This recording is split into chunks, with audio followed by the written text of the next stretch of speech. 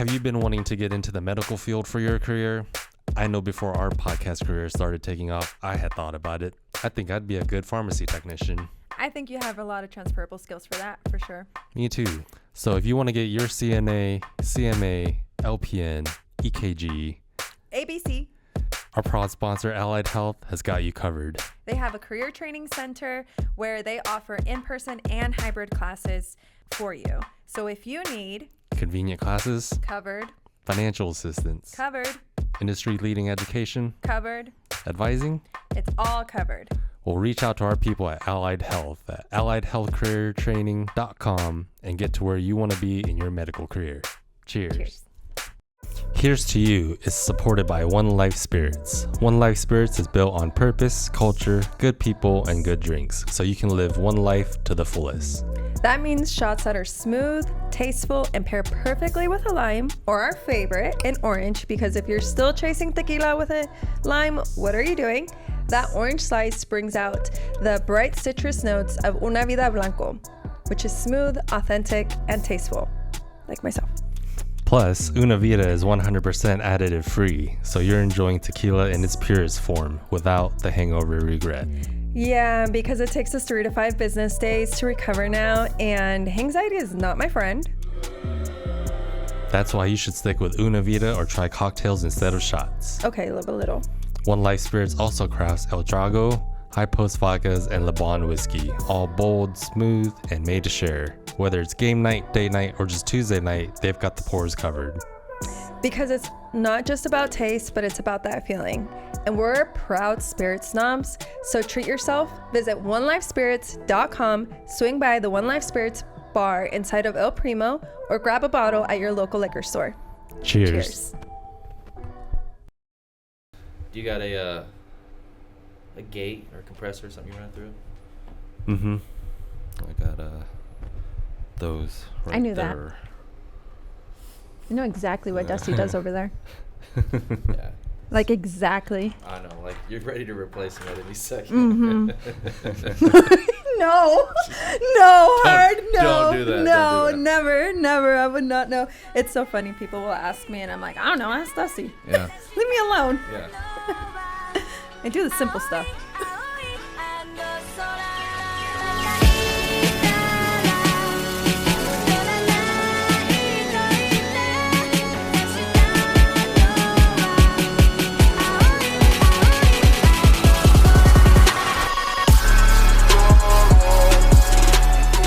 Yo, welcome back to another episode of Here's to You, the podcast where we bring cool people to share their cool stories with you. Yes, and we have someone that we've met completely by accident, which is why it's even better. Exactly. This weird person. Every time I say weird, it's a compliment. I actually would define myself as probably one of the weirdest individuals I've ever met. Okay. We handed him a cocktail. He walked in wearing full Naruto drip, and 2 hours later, we were deep in conversation about society, creativity, Tokyo economics, anime, mindset, a little bit of scary stuff, and some philosophy. He builds computers. He used to record rappers. He works in real estate. He thinks deeply about the world and is one of the kindest humans we've ever randomly stumbled into in this building. Wow. Just kidding, Ben. Maybe you. That's very sweet. Thank you. That was very kind. A thinker, a nerd, and meaning maker, Travis. Why, thank you. Welcome. That was a huge, excellent intro. I appreciate that. Yeah, of course. Yeah, I'm really good at these now. I used to be really bad. My transitions are not good, though. You'll get there. One that day. just leaves room for something to grow on. Yeah. I have growth there. But also, I think they're fun that I don't know, or I don't remember how to transition stuff. So I think that's even better. But why Naruto? What's your favorite Naruto quote? Because I know that you have some. You have to have some. Oh, gosh. I pulled one in case you don't have one. Why Naruto? Because of his ninja way. His ninja way? Yeah. It's the ninja way. Well, his ninja way. Okay. What does that? So his ninja way is no matter what. And I know that's a real common theme in anime, and that's actually what got me into anime is just the mindset and the attitude. But his thing is he won't stop. He's going to be Hokage no matter what. and that's his ninja way. So the determination is why Naruto. Okay. Would you say that you have a ninja way, like your I would own? say so, yeah. Okay, what is it? No, I mean that is it. That is it. Yeah, I don't know. Quitting's not an option. I'm too stubborn for all that. Okay. Yeah. So there's a fine line between stubbornness and determination, right? I'm sure there is. Yeah. Have I found it? Yeah. No. Have you found it? Okay, that's what I was gonna ask. I was gonna ask if you found it. Yeah. What would you say is like the thing that you're like, I'm so proud that I'm still very stubborn with this, and then maybe something that you're like, I probably should have let this one go a long time ago, but it took me a minute. Oh, those I don't recollect. Oh, okay. Yeah, those are gone. Yeah. No, but yeah, so I say that loosely. With stubbornness is more just basically determination. Right. No. Yeah. But it's about picking your battles is what it comes down to. So you pick your battles, and especially in professionalism, in life, there's so many times you just like, screw this, I don't like, this is not what I want, this is not. But if you have a definiteness of purpose and you have a true why as to where you're going, then being stubborn in that regard is what I'm referring to. Yeah. Yeah. What would you say is the ninja way? Yeah, that's what you're saying. Uh-huh. That's what you're saying is your why. Mm-hmm. Okay, like that's what you're. Pretty much, yeah. Okay. The Okay. ninja way is your why. Okay. But that's your why. That's your purpose, or you haven't, or what would you say is yours? That is the introduction to it. The purpose is not quitting is a big part of it, right? Just determination, to see something through. My why is a lot of it's curiosity, but a lot of it is also my son. That's what I do pretty much everything for. Yeah. Is the next generation, and some to try to give back as much as possible, not just to him, but just to the universe. Yeah. Yeah. You said universe. Would you say you're more religious or more spiritual? I would say a good mix of both. Okay. Because I think religion is good and bad. It's just like all things in this universe. It's how you use it, it's how it's wielded, more than what it is. The best example is always like the atom, right? Atom can blow up a whole city, or it can be used to power an entire nation. It's what you do with it that matters. So, but spirituality is something I was raised on and is a big part of my life. So. I was actually just talking to a friend of mine about this, like how I think like certain religious stuff, some people will weaponize, but also it's like, how do I say, like people who are very religious. I have respect for whoever and whatever your belief is, but people who are very religious, I feel like sometimes if like they don't have multiple things that they're learning and gravitating from and like also pulling from to know when and where, like I might have to do something more over here versus like talking more what is God's will, what is this will. If they don't have one and they only do anything religious only, like in terms of like Bible stuff, I'm like I'm a little more skeptical of their beliefs because it feels almost like they have this is going to get me canceled. You went straight into religion from the jump, and I was like, okay, this is where we're going. I wasn't going to. Let me help you out here. I wasn't going to, but let me throw you a lifeline. So I will say a lot of people who are very biblical, I would love to ask them about how much of the Bible have they actually read. That's always where I would start. Because it's a tool. It can be used. It can be used for negative, just like I was saying. And there's a lot of, what you're saying is it's not, only God can judge us. Right? Yeah. So it's not for us to do. Yeah. I look at someone that you come across like that and you see them, that's just where they are in their journey. So I don't if you can understand it, then you can see it for what it is, and it doesn't affect you the same way. It's not personal. You see it as that's where they are and what they need to, like what they're trying, because once you experience that part of who you are, then it gives you the opportunity to grow into more. Mm-hmm. But if you haven't exercised some of that, some of us, I feel like, are just born that way. You know, we got to get stuff out of our system. Mm-hmm. Sometimes by slowing it down, it actually prolongs it. Sometimes you just got to go all the way. Mm-hmm. And that's where they are on their journey. Yeah. Now, I'm a big fan of the Bible. I'm a big fan of, I grew up, so you want to, we opened up with how weird I am. Yeah, let's start with that. When my mother used to I think one of the first things I ever read was Genesis. Wow. I thought that was the coolest thing. How old were you? Like 7. Okay.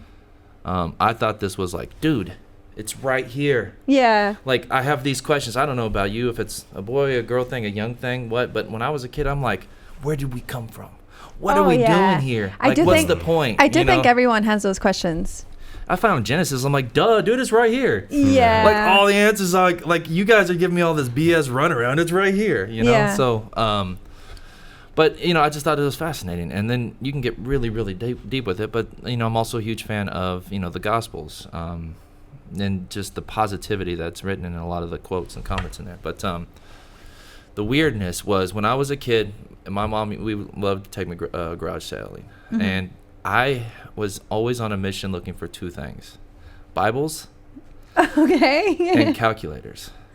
You are so weird, dude. So weird, dude. Nerd. Yeah, That is hella nerd. But it's like what would Sheldon, inspire a child? a little bit of Sheldon with the calculator, but also not Sheldon at all with the Bible. Like, how opposite are those 2 things, too, right? They're very opposite.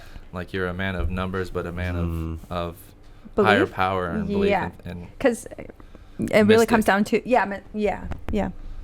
which I do. I like leaving a lot of room open for possibility. Mm-hmm. Like, I do. Like I said, you take what you want from something, but like if one thing I don't do or don't like is like a limiting belief.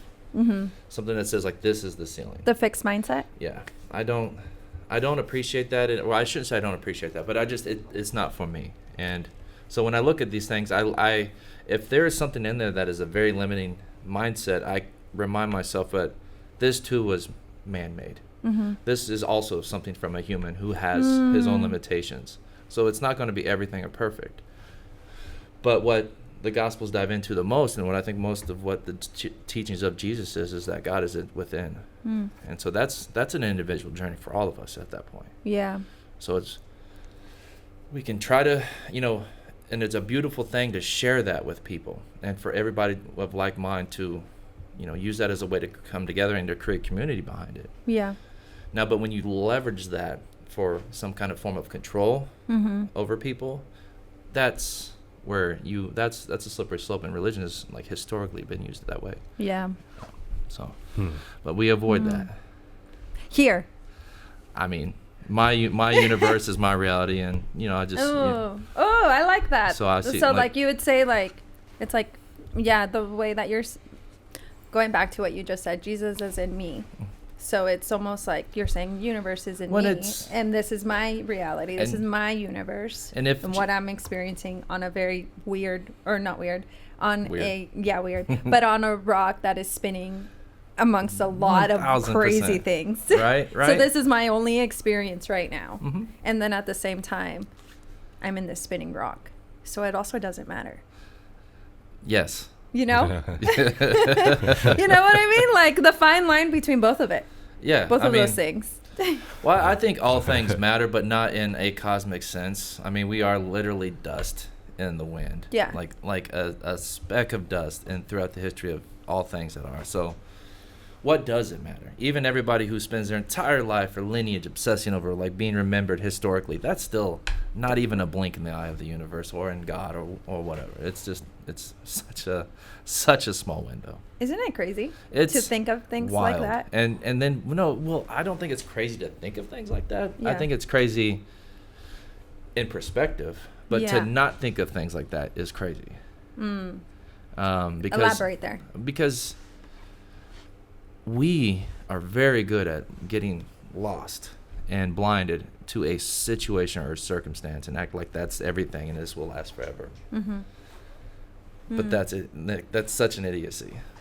That's a fixed mindset. Yeah, like, I mean, this too shall pass, right? And that's for good or bad. But That's true. right, so like, just remember, when something good ends, just appreciate that you had it, and be grateful that you had it, rather than upset that you lost it or it no longer is. But what I mean is to not think like that. Is just don't get caught up in the little stuff. Like, in everything that we consider as big is in that scale is tiny. Yeah, like boycotting Chick-fil-A and Target. Yeah, not liking pickles, man. Not liking pickles. Do you guys like pickles? Right. Let's some comments in the.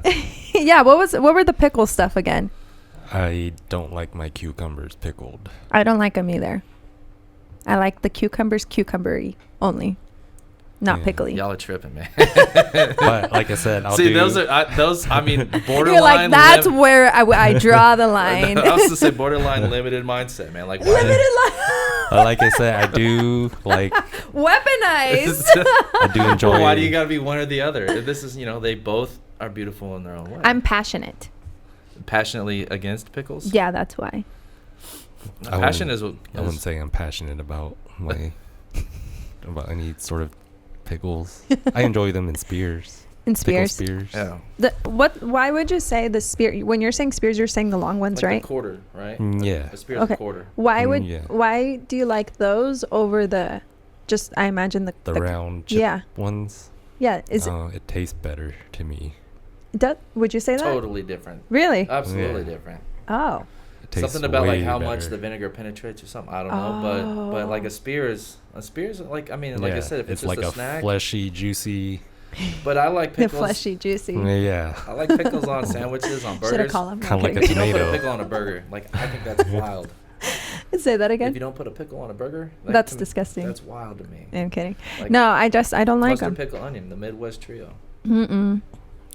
No. There's a such thing as too many. There is such a thing course. as too many. Of course, right? What's the perfect on ratio? a burger, like 3. SpongeBob did 2. for me, it's 2. Yeah. See, SpongeBob was smart. SpongeBob did 2, and then he puts a little blanket over of He cheese. put out a bunch of burgers. He did. He kept that business afloat. He knew what he was doing. He knew what he was doing. Like, SpongeBob is an icon. He's a legend. He is the moment. Like, we quote SpongeBob a lot here. I like it. Do you like SpongeBob? Can't say I'm extremely schooled in SpongeBob, but I do enjoy it. I was a little bit older than SpongeBob, and my son is a little bit younger than SpongeBob. So Oh, Yeah. okay. But- That was SpongeBob. I know. I recognize it. My favorite character was, I remember I watched SpongeBob when I was, when it was new. I'm like, I don't know about this, right? How old were you?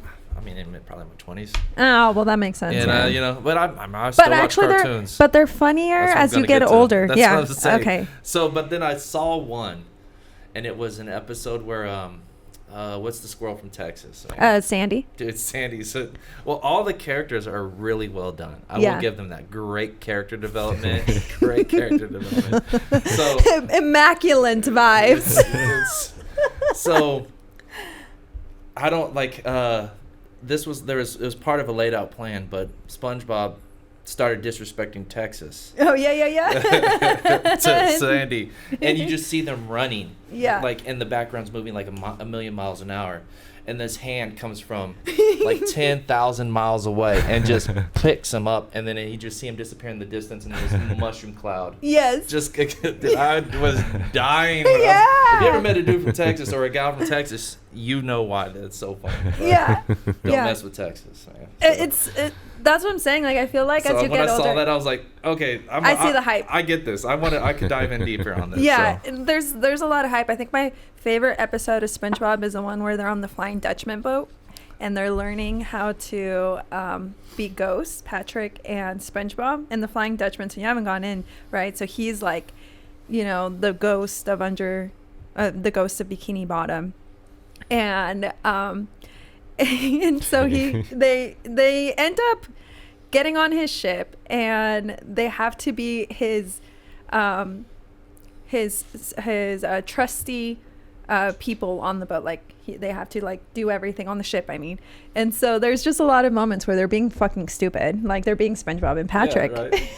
And then there's a moment where like they have to take the ship through some rocks, and then like Patrick is steering and SpongeBob is keeping an eye, and then he's like, you're good, you're good, you're good, and then all you hear is like, and then you also just see like the ship falling apart going through the rocks, and it's like and it's like, and then they make it out, and then SpongeBob, don't worry, Captain, we'll buff out those scratches.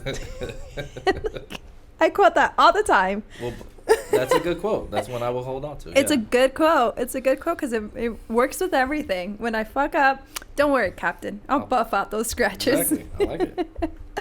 What other cartoons or anime? Anime recently, Solo Leveling. Totally got into that, dude. I couldn't stop watching it. Don't you seriously? You didn't dig it? He gave a big thumbs down. Corey with a thumbs down. Yeah. Oh, Right. Corey, what are the thoughts on this? Mic'd up Corey. Mic'd up Corey. It's overrated. What's it about? It's basically like a cartoon of an RPG. Okay. He's the weakest hunter in all of hunting. For 15 minutes. Yeah. And then he dies. Well, I don't want to ruin it for everybody, but he's chosen, and then he's a badass after that. Okay. And that's I mean, I don't know why. I don't know what it is, but it sucked you in. Why did you say you're not into Attack on Titans, and why did you say it was bad? I feel like You that's said it was boring, I think. Is that It what was you said? boring. I got bored really fast. Within one season. I was like, I can see that a little bit. I don't honestly. It just, I don't have it. What season did you stop at? Oh, I didn't make it through the first one. You didn't make it through the first one? No. Okay. it's boring. I mean, and the thing is I retried it from the beginning, and maybe that was part of the problem. I'd already seen like these once, but I don't know. So, what else? Did you say Attack on Titan? Yeah, but I've probably only seen one episode. What? Okay. The reason I'm saying what and I'm appalled is because like you're saying that you're very deep and like you're curious about like what is happening, and like, man, like every season and it is kind of in the beginning, like I feel like every season you begin to finally get more pieces of the history, and it's almost like backwards. It's like kind of in the future but also in history but also in present. And so the first season you're just kind of like, oh, okay, these things are bad, this is happening, blah blah. Second season suddenly it's like, what the fuck is this like I'm in a different story, and in a way, and at least that's how I felt. And I was just like, because I remember I started it a long time ago too, then I stopped it, and then I went back to finish it because I was waiting on the seasons to finish, and because I'm a binge watcher and I want them all at the same time. Okay. And I was like, I remember like going like, well, what the heck did I miss? Like, I'm so confused. And I'm going straight to fandom, and I'm like, okay, what am I missing? And like, I'm constantly just like researching this, like, why am I, who is this person? Who is this character? Why am I getting all this spiel? But like, it's like building all of this. And then it's a dystopia type of anime, right? Mm-hmm. Where they're at. And it's just real, the end. That's why I was hoping you did watch. I was hoping all of you watched it, because the end, I think, it made me think a lot. It made me kind of go like, was he the villain in the end, or was he one the of hero? those? Okay. Yeah. Well, I mean, and that is just like, I feel like that is where we're living in society right now. Like, as a whole, I feel like us as like a human population are going through that exact like emotion. I mean, because for the 20th century, it was very clear. It's very black and white. Good guy, bad guy. Mm-hmm. And then something happened along the way where you're like, wait, we need to like you actually get to see a little bit of the background or the story of the bad guy. Yes. And their whys and what caused them to be that. And then you're like, now you're not like, now they're not the enemy anymore, and it's more like, okay, I understand like why you're hurting, like, and what caused this conflict. Yeah. So doesn't that go back to almost like you're your own universe? Mm-hmm. Jesus is in you. You're experiencing your own little speck of this, and you're still You're experiencing somebody else's universe when you connect with them. Yeah, 1,000. That's, You know? I like that. I like that.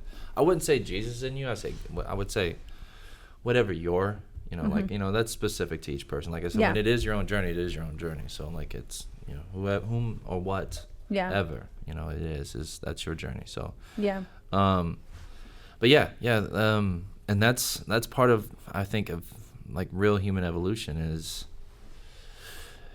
that you start to become that way. You know, I wasn't always this person. You don't start off that way. Like as a kid, you're very like, it's me, mine. Yeah, you know? yeah. And then, also it depends your environment, your parents. Oh, of course, yeah. Of course. How many and brothers, sisters, how much? Yeah, who was your school, everything, who believed in you, who didn't believe in you. What is this epiphany moment that you start to, where you're like, there is more to this that I need to look into people? I think it was how I was raised. I think a lot of that I can attribute to my mother did a really good job of making me weird. Shout out, Mom. Yeah, thanks, Mom. But in the best of ways possible. She would ask me questions that would just make me think instead of, it wasn't surface level at all. One of my favorite questions she asked me when I was little was like, is it better to know or is it better to understand? And as like a 7-year-old, you're like, that question lasted me like my entire childhood, you know? Yeah. Because if you don't know it, you can't understand something if you don't even know it. But if you don't understand it, then knowing what's the purpose of knowing it? Like I know. What's the reason for the self-awareness if you're not going to be able to do something with it? Is that a hypothetical question, or was you actually asking me that? No, it's a hypothetical question. Yeah. Okay. Yeah. Well, like back. Word. Word. Well, like back to what do you feel like you have an answer for that now? Which part? Is it better to know something or is it better to understand something? I've always thought it was better to understand. 100%. I mean, I felt like that was kind of but it does get you to think differently is what it did, is it made me start to think differently than you would as a normal 7-year-old, 8-year-old. Yeah, So. no. Yeah, that's fair. It sounds like your mom taught you how to think, not what to think. Yeah, for sure. And that, some of it might have been natural. Some of it just might have been me. Because, I mean, if you were to see me and my brother, we're probably polar opposites. And I think we were raised by the same two people. But she definitely was able to, poke some of that and stir it up a little bit. So, and I ran with it. Yeah. And you said that you would describe yourself as a very curious person. Oh, yeah. So, Endless. Go ahead. I said endless. Endless. Yeah, the curiosity. Is endless. Yeah. Okay. I'm trying to figure out how to ask this. Like, I think me in therapy, once upon a time, I used to maybe describe myself in a different way. I used to describe myself as like based on what I've accomplished or the things that I've been able to do. I've since then learned to describe myself through characteristics, maybe. Like curiosity is one of the things that I describe myself. Like I would, if someone asked, like if someone doing an intro for me, if they were like, and she opened this and she did that, or you know what I mean, or she did this and that, I would be like, I probably lead with my curiosity in everything that I'm doing. And I think that for me, we don't always look at curiosity as a value, but I look at curiosity as a value. I agree 100%. Yeah. And then there are other things that are probably not like relationships are not necessarily, maybe I guess it could be a value. Like for me, my relationship with my family spiritually, I'm finally starting to do that, but like all relationships, not just, we tend to look at relationships as only like one romantic thing and not just even this connection now. So I wanted to ask your relationship with curiosity. Like at what point in your life are you like, I'm leading with my curiosity. I am a curious person. Is this the 7-year-old again? Yeah, or even before that. Okay. Like one of my oldest memories, if I'm too bad, one of my oldest memories is I remember looking at a light switch, and when the switch went up, the light turned on. and that boggled my brain. Yeah. It wasn't just like a known fact. Like, it was just an understood thing. I was like, I have to understand, like, how does that do that? Yeah. And I mean, I'm like hitting the light switch like this. That's how old I am. I don't know what age this is, but I just remember thinking that's just how my brain was wired. Yeah. Yeah. I remember thinking that cars drove themselves and we held the steering wheels to be comfortable. Hey, that's a cool thought, though. I like it. So we You can gotta hold be on to something, comfortable. right? Yeah. You can't just take a nap. I will say I did just buy a Tesla. Oh. And Traitor. Yeah. It's not cool you anymore. say that. It's not cool anymore. I think you're behind the time. Like, it went uncool and it's cool again. Is it? What year did you get? 26. I think he's canceled. Dude. Cancel culture is crazy. Yeah. I say that a lot. You know why? jokingly. Because it's such a closed, fixed mindset. It is, on though. the way people are. You know? I say these things jokingly, but like, it's like we just dehumanize people way too much, Absolutely. and that's my why favorite it's thing such to a do. big thing. It's my favorite thing to do. It's your favorite thing to I do? mean, Dehumanize people. but if you can do it and laugh about it, it's a different thing. Yeah. Right? Like, if we're doing it, because, I mean, to me, what you sound like is you sound like a sibling. Like my brother. My brothers professionally have dehumanized me my entire life, and we laugh our ass off about I'm it. also a big fan of shitboxes. So What's that? a shitbox, like a Honda. Oh, okay. So ones that get Some stolen? clapped out, yeah. there you go. The ones that get stolen. yeah. Yeah, the one that like you parked it out and then like you had to you walked outside and you're like, oh shit, it's not here. Well, it happened again. I got 2 more at the house.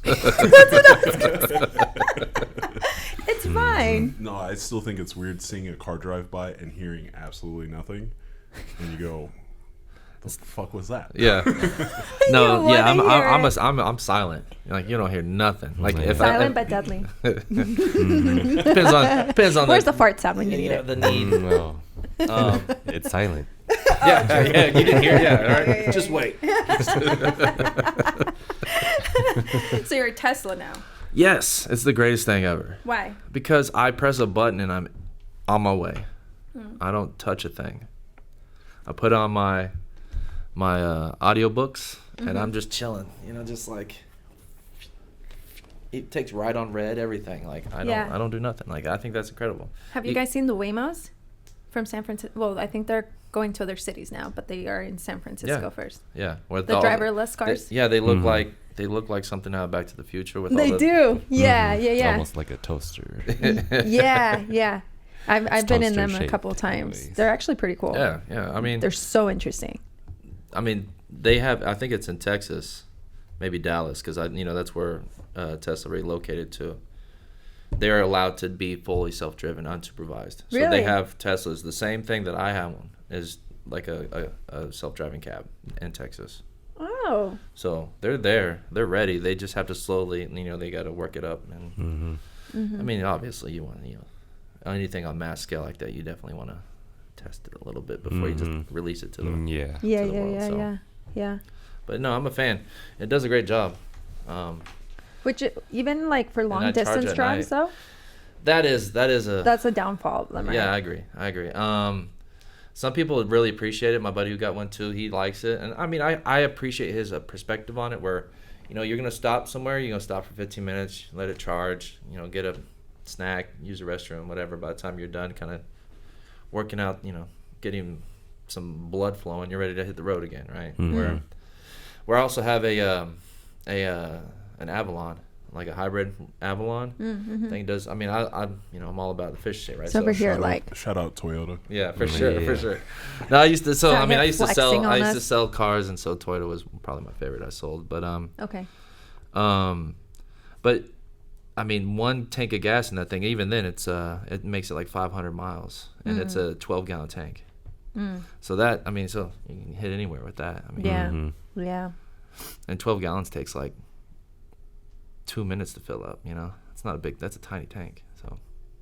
Every time people say things like that to me, I don't really know what that means, but I'm just like, okay. But then I hear 500 miles. I'm like, okay, the distance from here to KC is 245 miles, so that's twice to KC, a little bit more than that. No, KC from here, Kansas City from here is like 180 miles. It's closer? Yeah, it's like 165. 70 Okay, I'm miles. thinking Dodge. Dodge is like 230. Yeah, That's where that my sounds family's about right. That at. sounds about right. Because Yeah. Casey's like 2.5 to 3 hours, and it's Yeah. at 80 miles an hour. That's why it's faster. Yeah. So right. So yeah, you get there real quick, and like you can actually go there and back, and like, you can almost make 3 trips. You can. Yeah. Almost. Well, kind of. Well, to Casey. Yeah, to Casey. Yeah. To Casey, not to Dodge. No. You know, only make back and back. Why do you? I mean, if you didn't have, I guess you have family in Dodge. But That's the only reason I'd go to Right. Dodge. Yeah, I was gonna ask the question why. What are you doing why- out there? Yeah. What are you? Yeah. What are you doing? I'm out there with the cows. Yeah, Dodge is literally just the spot where you're like, okay, I'm almost out. Oh no, you're telling me. I tell this to my family is very my dad is, because he has his business there, and I'm pretty sure they would probably not ever leave, and he's always like, when are you coming back or whatever, and I'm like, it's not here. Like, I don't know, when I'm 60 and I'm ready to settle down and have kids. In And Dodge? When I'm 60 Yeah. and I'm ready to settle down and have kids. I don't. Yeah. Well, You no, know, that just goes back so to you my wait till family. 60 for the start of family? Yeah, I think so, if it works. Your first Are one you is 60? adopting? Yeah.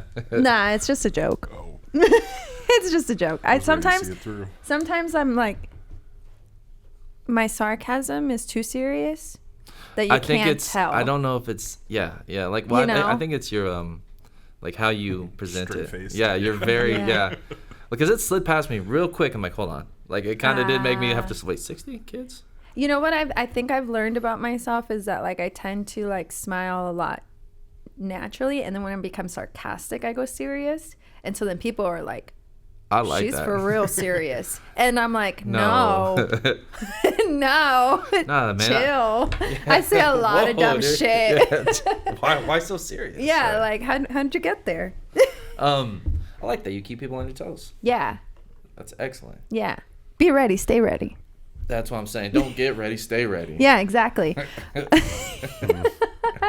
We went all over with this, and I'm like, don't wait, 5, 4, 3, and then the round, and then Teslas, and it's like, where were we? Yeah. Pickles. Pickles. That's where we were in. Yeah. That's pickles. So it doesn't just have to be cucumber, right? Like, I mean, I like this- cucumbers. But I mean, like, pickled vegetables are incredible. Yes. Yeah, I like Especially chiles that are pickled. Yes. Jalapenos that are pickled. I like what are the like the pepperoncinis on a sandwich? That's incredible. That little- Pepperoncinis. Mhm. Which ones are It's those? kind of like a banana pepper. Oh, okay. 'Cause Yeah, it has yeah. like a little bit of that sour bite. Yeah, you know, I do with like a little that. Pop. Yeah, that's what you need. Yeah, I do like That's that. An Italian with a little bit of that on there. Like, Mm-hmm. it's what it's about. Yeah, I like those.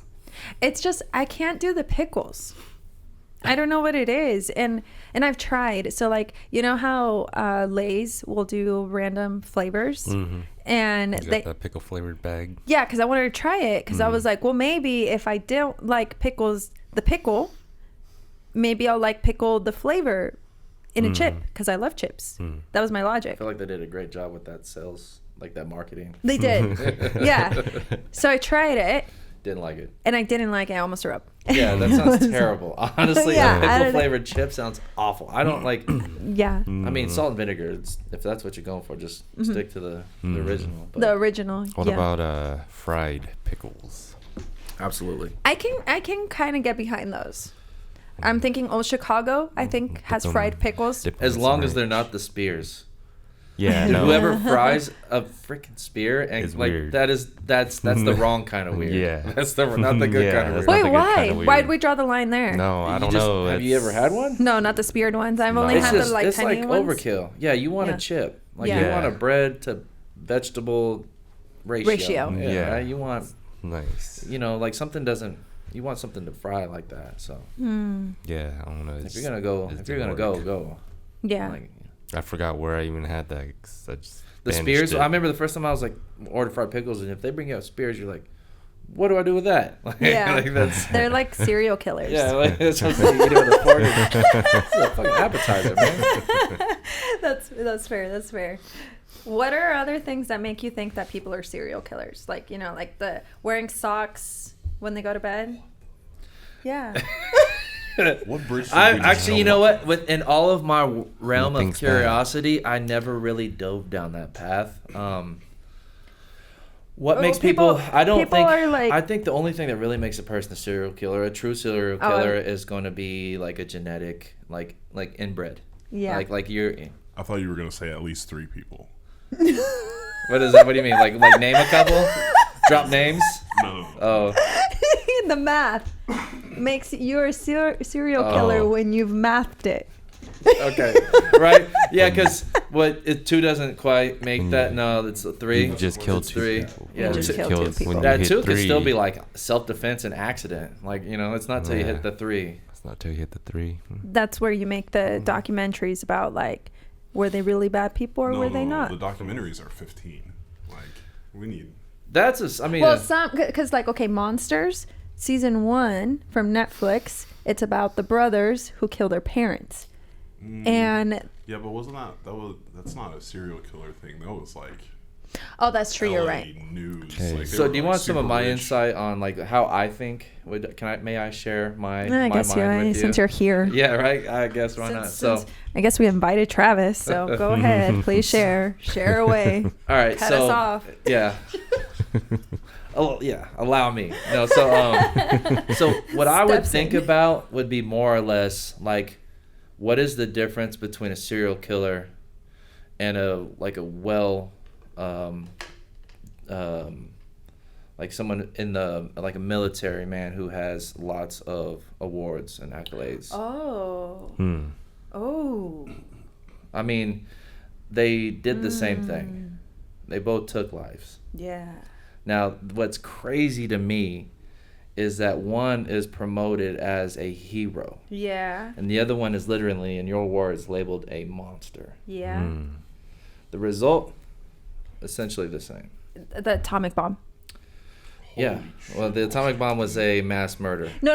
Well, what I'm Yeah. saying with the atomic bomb, when I say that, so I watched Genius, National Geographic. They who they call the masters or the greats, right? So season 1 is Albert Einstein. Season 2 is Picasso. Season 3 Aretha Franklin. Season 4 Really? MLK. And yeah, I learned a lot.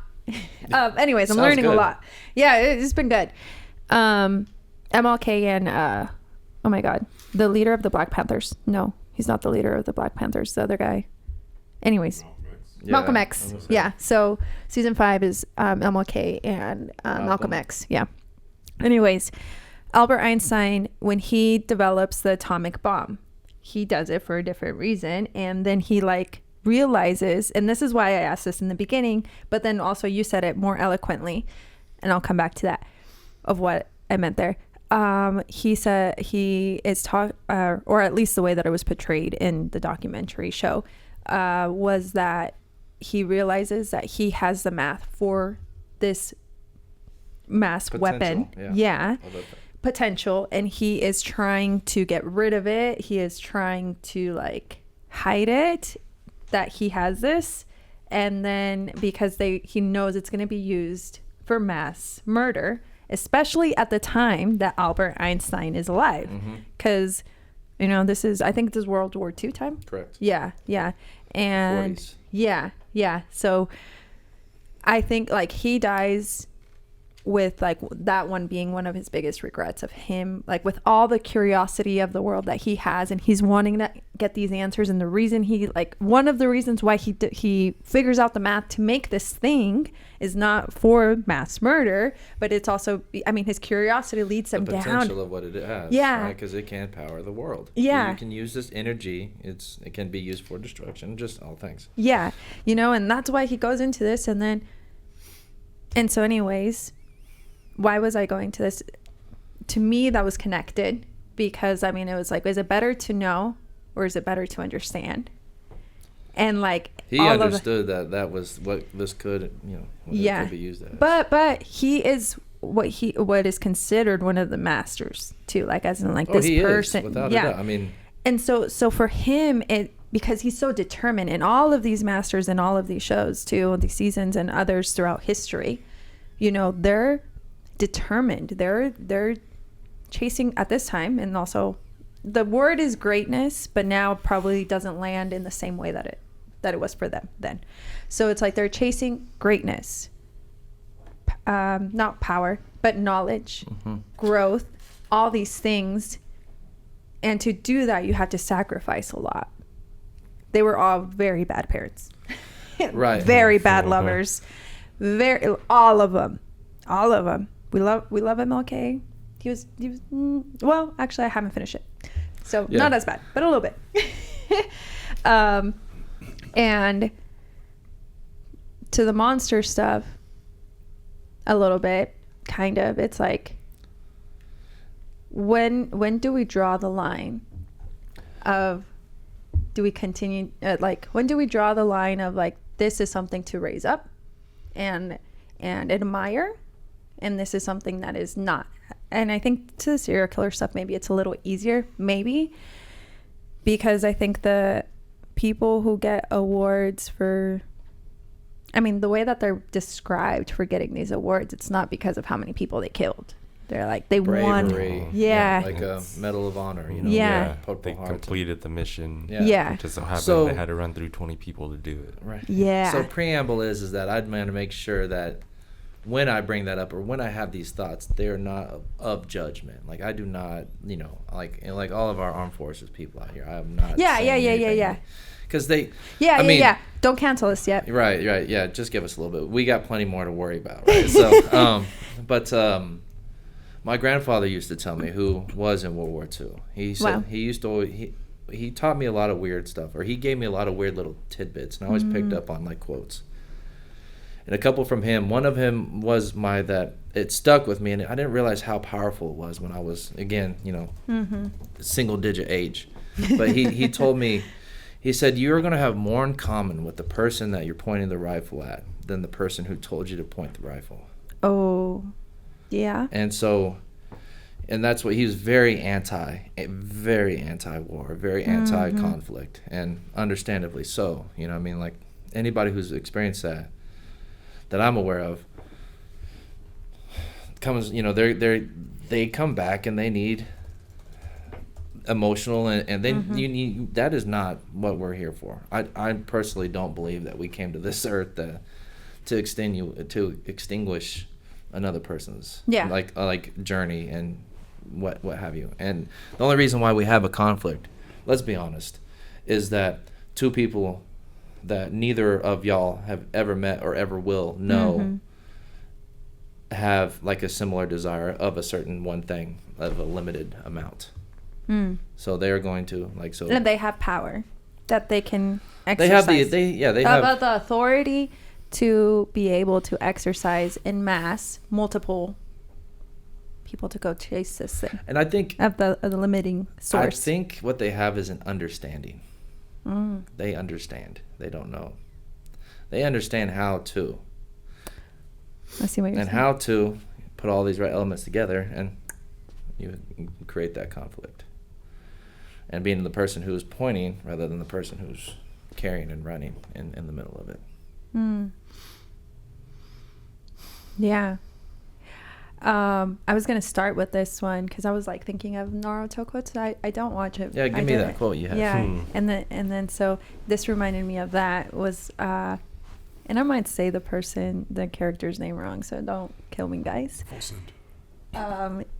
He was like, the quote was, I was his enemy, yet still he cried for me. And it's Gar talking about Gaara. There, see, that's what I'm saying. I knew I was going to say it wrong. Gaara talking about how, it's his character arc development and how him and Naruto were not allies in the beginning. No, they were. Gaara was a beast. Yeah. And in the first seasons when they were kids, Jump. Yeah, he was like the guy. He was kind of like the scariest one by far. Yeah, he was the monster. Yeah. Straight monster. Just take life. Yeah, shout out to Gaara letting Rock Lee finally take the weights off, dude. Dude, that was like the first big moment in the show when he takes off those. You're like, oh, everybody's like, oh, okay, he's gonna take off his little 5-pound weights. No, like, No, these things were like 2,000 pounds on each leg. Yeah. Oh, epic. Epic. So well done, dude. That was a scene right there. Mm-hmm. Took down the building ding nearby taking off the weights on his legs. So I think it's time that we take off the headphones and break for a drink, so that we can continue down. Okay, perfect. This conversation. Damn, that was a good transition, guys. Did you see that? I'm getting better. Yeah. Wasn't it? That was amazing. You did great. Thanks.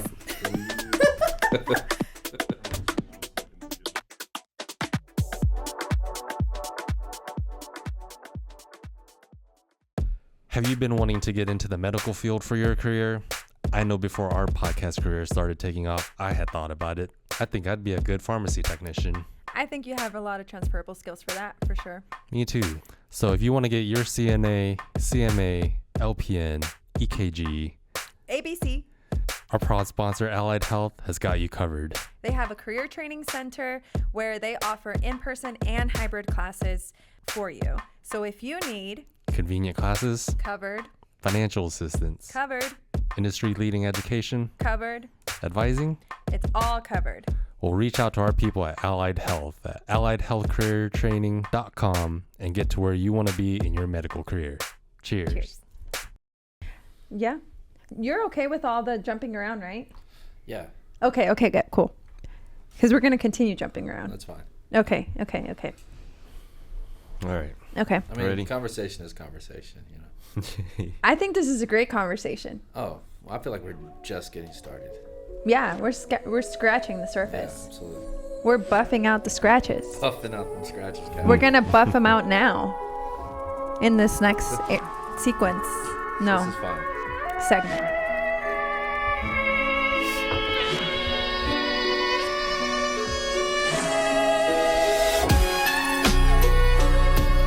Welcome back to segment number 2 of Here's to You, the podcast. We're sitting here with Travis.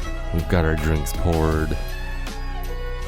They've got orange peels in them, just like we just picked them from an orange tree.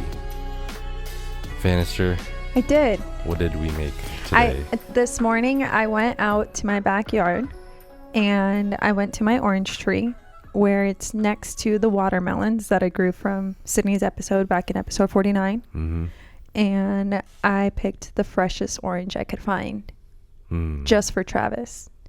He's actually having a mocktail.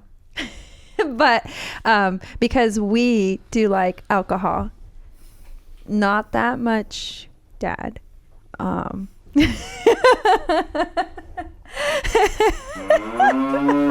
Does your dad not drink? No, it's just so he knows that I'm not an alcoholic. It's all in moderation. Yeah. Responsibly. Drink responsibly, Yes. bottle by bottle. That's their slogan. No, Travis had said that he liked reposado, but we're actually out of reposado, so we did añejo for us. Bryce, you need to make a 0 proof alcohol, please, and thank you. I'm asking for the guests who don't drink, not for me, because I will do the drink. I'm fine with it. But yeah, no, we made. I don't know. It's kind of like an old fashioned. It's kind of not. It kind of is. There's lime in there, and you wouldn't typically put that in an old fashioned. But I don't know. You just said that you like to put ice in your reposado. So I was like, okay. That's usually what I would mix. It would Yeah. be tequila and ice cube. Yeah, because like he's really going through shit. You're really going through shit when you drink like that. I disagree. I think when you're mixing like tequila, if you have good tequila, Yeah. if you're mixing something with it, you're kind of just stealing the show, stealing from the show. Same with You whiskey. wouldn't have known that. Yeah, I mean, if I was drinking right now, I'd just say, yeah, just pour me a glass. Yeah, see? I don't need all that other stuff, all that sugar. Why would you put all that sugar? I mean, don't get me wrong, delicious drinks. Honey. I love it. No, Yeah, yours and is different. honey- is a different type of sugar. True. It's natural sugar. Agreed. It's Yeah. actually, I don't even believe. I mean, is it even sugar? Well, I mean, like a natural sweetener, I Yeah, guess, right? yeah. That would be the word. Yeah. Yeah. It's has studies show that it has a much lower glycemic effect, or it doesn't necessarily. Your body absorbs it much better. Oh. It doesn't, create. What is it? I don't know what sugar does to your body, to be honest with you. Makes you insulin resistant. Oh. And so that has much less of an effect on it. Okay. For the same amount of I use honey a lot in my meals that I make for myself, mostly because I'm following recipes. I just follow. See, have you ever heard of royal honey? No. Oh, okay. What's that? How do I get those bees in my backyard? Yeah. It's next to my orange tree and my watermelon. Yeah. Are watermelons? And Well, I'm they only will asking this pollinate for both of I'm those only things. asking for you guys because I have them in my backyard. Yeah. But like watermelons, they don't grow. No, they're from the ground. They grow like a vine. They grow out like a vine. Yeah. But isn't it that fruits grow off trees? Correct. So was watermelon technically not? That's a good A fruit? That's a great question. I don't believe the way it is grown defines that, because typically from what I understand is like fruit, it means like the seeds have to be in the middle. Oh. There's like a skin or something to it. Oh. Like those are the defined. But then the products. strawberry doesn't make sense. Strawberry is not a fruit. Oh, a blueberry? A tomato is a fruit. The tomato is a fruit, but Well, it does have the. Strawberries technically is a fruit, but from what I remember reading last is that there's some kind of subcategory of fruit that it belongs to, but it's not considered like normal fruit. Gotcha. It's like the spiders are not insects; they're arachnids. See that I would, Arachnids. dude. It's an insect. It's not an Yeah. insect. It's not technically an insect. I agree. Right? Yeah, and like a bird is a mammal. Is it? Mm-hmm. I thought. Not a chance. But birds lay eggs. Mammals don't. I know. No, bird's not a mammal. Most I mammals object. don't, right? What's that? Most mammals don't. Is it like a platypus? Is a mammal that lays Oh, eggs? wait, my bad. Birds are mammals, guys. They're foul. There's an animal that is a mammal that it shouldn't be a mammal. Animal. Humans. A whale. Seriously. Which one? A whale? Or I guess Homo sapien is what I meant to go with. But. I like this AI overview of what defines a fruit. There, explain. Yeah, read it to us. read it, I mean, you please. can't really trust AI, but go for it. A fruit is botanically defined as the ripened ovary of a flowering plant that contains one or more seeds. That was so sexual. That's what I was just. Dude, that's sexy, right? That was so sexual. You had some ripened ovaries today in your mouth. A banana is a fruit. Yes. Yeah. I did. I had a banana this morning. Cheers. Cheers to Cheers that. to- Cheers to that. Cheers to ovaries in our mouths. And bananas, huh? That was perfect because it's both of the sexual organs. Yeah. Went there quickly. So are we going there next? No. I'm kidding. I'm kidding. I'm kidding. I don't ask questions that I wouldn't be comfortable answering myself. So, yeah, especially on the pod. Outside of the pod, it's a different story. Yeah, of course. Okay, so you have a really unexpected resume. Like your resume of things is, besides because you're a curious person, we've already established that in part one. But like, I understood that you have recorded rappers too, because you used to be a producer. Of course, going back to you building computers at 12. You have that fire extinguisher story. And then like you're in real estate for mortgage lending. I do both. Yeah. So a real licensed real estate agent, but also licensed mortgage loan originator. Okay, yeah. And I'm pretty sure there's more in here that I couldn't find about you because you've kind of hidden some stuff because you have a past. Yeah. Okay. I just didn't look hard enough. No, it's just a little mystery is always good for any kind of situation. Yeah. You never know what It's because you're the elder millennial. Yeah. So like I'm like the first 2 years or something like that. yeah, so like you definitely right before putting everything on the internet. You were on MySpace. Yeah? Yeah, I had a MySpace. Yeah. Ah, that's where I should have gone. I knew it. I don't even know if I ever really did anything with it. Like I have one. In fact, I would be so curious to see what it looked like. Yeah, you don't remember No, You didn't get into coding back then? No, actually, I I like did all the- hardware. that's when I liked got into hardware it. more than software. Oh. I really liked the hands-on, the building, and seeing how something worked. Like understanding that this part, video cards, sound cards, like just how everything created a thing. You have all these pieces, and then it creates this one. Like it has one task or many tasks, but the software required a lot It's more probably- patience than I had as a child. And it probably has to do with the fact that you're an elder millennial, so not enough in. Well, yeah, I mean, I started. Like when I was a kid, it was DOS. So, like if y'all even know what that is, right? So I don't. What is that? Sorry. DOS is like the OG operating system. It literally stood for Disk Operating System. So like you didn't have any graphic interface. There was no mouse. It was you just had to know how to type and tell the computer what to do and speak computer. Speak computer. Speak computer, yeah. Basically. Did you speak get better DOS. at? How old were you? I mean, single digits, yeah. So. Wait, you had one of those? You grew up rich? A computer? Yeah, like that type of computer that didn't have an interface.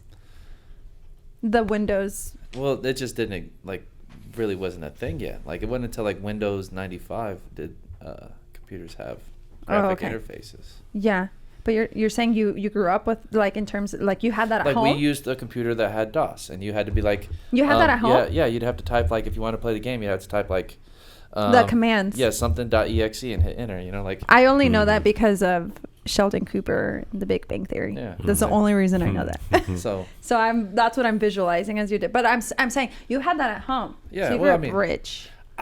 Seriously, just because you had a computer? I mean, man, dude, yeah. Dude, I mean, no. Yeah. So I grew up in Bel Air, and back then Bel Air was way outside of Wichita. I can see it was that, out there. So well, which it is still today. I mean, not Kinda. really, dude. You can't tell when you Not leave really. once. Yeah, you can't tell when you Oh. leave any. Like it was like Wait. 3 miles of just trees between us, and Wait, Bel Air. I'm thinking of the King wrong. Knight. like 96. 45th. Okay, and, yeah, yes. So- Okay. It was the greatest neighborhood to grow up in. I feel like in that era. But yes, I remember the first time getting on the internet, dial up, and we had Warcraft, like the first Warcraft, and you could, you can't call your homie because you pick up the phone, you lose connection. You lose connection. But we would we spent 3 hours trying to play a game of Warcraft, where my computer, I would type in his IP address, and call his computer, and his computer would answer, and then we could actually play a game together online. That's cool though. Isn't that crazy? Epic. Yeah. It was so epic. But I bet your little kid brain was like, Dude, it's so epic. you know what I Yeah. mean? So Because that's how I feel working in it now. Now they call it couch co-op. That used to be called 2-player. What's a couch co-op? Well, what do you That mean by means that? that we can both sit on the couch and play the sitting game next together. to each other physically, And playing off the same screen or TV or whatever. Yeah, it's called 2-player, but now 2-player means it's online, basically. Yeah. Multiplayer. Yeah. Oh. It's like you're at your house and I'm at my house. Okay, see, I stopped with video games at the GameCube. That's where I stopped. So did I think. Yeah. So Right around then. I'm these terms. I'm Except like, for recent, I guess, years when I had a kid, then it kind of. and then it came Yeah. back. Okay, gotcha. Yeah. Yeah. Whose choice was that? Definitely mine.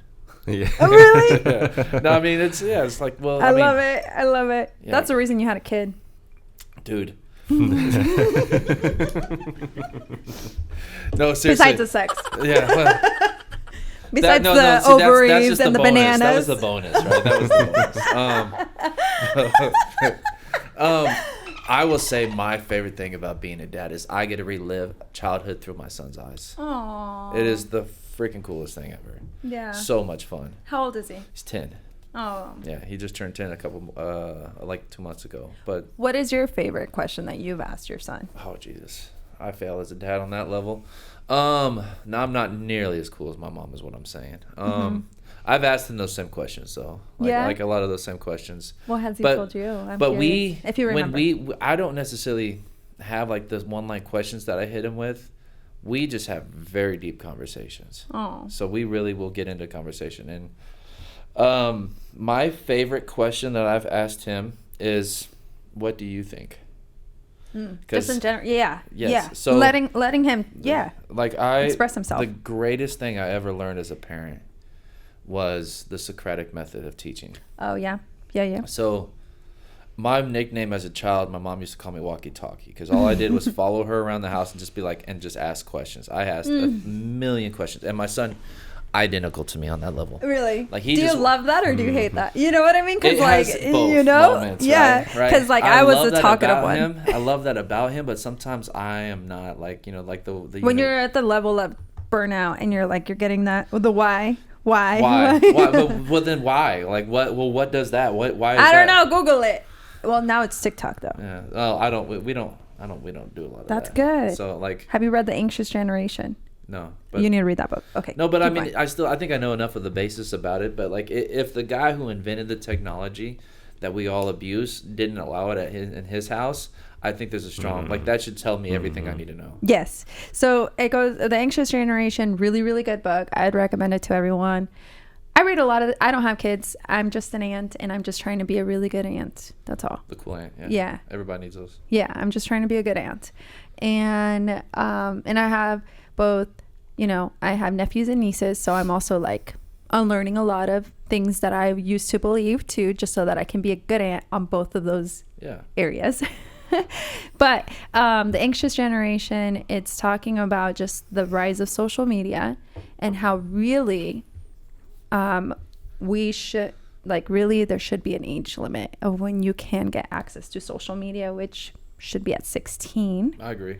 And 100%, because that's about when it started to exist even for us. Facebook was only on campus when it started. And I remember my buddy, I would go up to Lawrence as often as I could to go hang out with them in KU, and he showed me Facebook. And he's like, this is just, you know, so we can, and it was all about like, where's the party at tonight? Like, where's it going down? You know, it was very, if you didn't have an EDU email address, you couldn't get on Facebook. So for us, I guess it wasn't even 16, it was more like college. So even like, different. Just right at like 18, 19. Yeah. And for me, it was a little like, Facebook doesn't, well, I think Facebook was around when, for me, because like I start with, it was called Bebo. That was a different social media platform. And then I went to MySpace. And then I went to Facebook. Dang, okay. Yeah. But at that time, there was an age limit that you had to be 13. And that's what it started with for me. And I remember, like, I have an older sister. And so my, you know, actual immigrants. So, like, my parents, I mean, my dad speaks English, but my mom didn't. And so my older sister, I had to ask for permission from her, too, essentially, when things were in English. Yeah. So, like, because it was just like, my mom would be like, are you lying to me? Well, I just don't really see, I mean, what? So I had to be 13 to be on there. But really, I mean, I think like, you know, I should have waited more. But all my friends were on it. I remember everyone was on it at 11, like at 10. Yeah, that's a trap. It really is, because I don't really care. Is. But at first you don't, at first what you your don't friends think are it's doing. bad, because right now, like, everyone's on it. You know what I mean? And you don't think it's bad, but then I started reading this book, and like so I go really deep into the psychology stuff. I love that. Yeah, like, and the neuroscience stuff yeah, too. Yeah. Like now I'm deep diving into the neuroscience stuff, but like how it's described, how it really affects you at that young of an age. I'm sure, because you're still so early in your development. Yes. As far as what your brain is. Yeah. And so, I mean, I'm sure even us, we experience a lot of things like that, but not like this. Not like the current, like my children, and like even just like my little sister. My little sister and I are 9 years apart. I bring her up a lot. I love you. I bring up all my siblings a lot. I love them. But what, and I say this even with my good friends, we talk about this all the time, is like how much like the insecurity is really high because of the comparison, because of how much access you have to that versus just, you know, what's in your surroundings, physical surroundings, and now we're talking virtual surroundings. And it's it's a lot. This goes into a philosophy that I have that I picked up on, that I read somewhere, was like you really can't control what you think. You can't control where, you know, the thought, where does a thought come from? Like, you don't think to think a thought. You don't think to think a thought? No, it just comes. Like, you don't control what you think. You don't think trauma has something to do with that, or your experience has something to do with that? Well, that's actually where I'm going to go with this. Oh, okay. So, go ahead. what you can't control is what you observe. So what controls how you think is what you are what you allow you to be able to see and observe. So what you see, what you hear, like what you listen to, what all like what you touch, like these things will affect how you think. Yeah. So if you want better mindset, you need to be making sure that you're inputting the right stuff. So just like, and I look at it very much like diet. Like I don't like a diet. Yeah, like I don't like to eat food I don't like to eat food like product that is sold as food. I like to eat food. Like if you come into my house, there's not a single snack. Damn. I have ingredients. I don't have. You're a grown-up. There's nothing in a box. I don't own nothing is boxed. It's like the flour and rice and beans and and meats and vegetables and fruits. So your kid at your house will not have snacks, fruit roll-ups. No, I don't have fruit roll-ups. I do I do put a like these candies that Tiana gave us. Yep. I mean, don't get me wrong. That's why you candy. haven't tapped into them. Don't get me wrong. We eat candy, and he's got fruit snacks that I put in his lunches. I make his lunch. I make breakfast, lunch, and dinner for him every day, almost every day. But he packs a lunch. I don't want him to eat whatever the schools feed him because that is garbage. It's Michelle terrible. Obama fixed it. We went there, huh? Yeah. Hey, I didn't hear that sounded like the little disgruntled Beavis and Butthead. So that's what he did it on his own. Yeah, he did. He was like, but it's. He's gonna zoom in on that. Sorry, go ahead. I was gonna say the same thing is if that's true for your body, the same thing's true for your mind. Yeah. So when you're exposing yourself to all the social and the virtual, I don't even I've gotten really weird. Like when you say I'm weird, I am weird. Like I don't like to watch movies that are about violence. I don't like watching. I don't like negativity. I understand that it's the world, but I just come to the point to where I've experienced enough of that. I don't want to see any more people killing each other. It just doesn't find it entertaining. Like I do watch some of it, don't get me wrong, but it's not what I go for. I want to watch anime because it's about my ninja way, and it's about I refuse to quit. Nothing in this universe has the power to stop me but me. I want that in my mind. I want that to be fed to my psyche. So then when I think about those kind of things.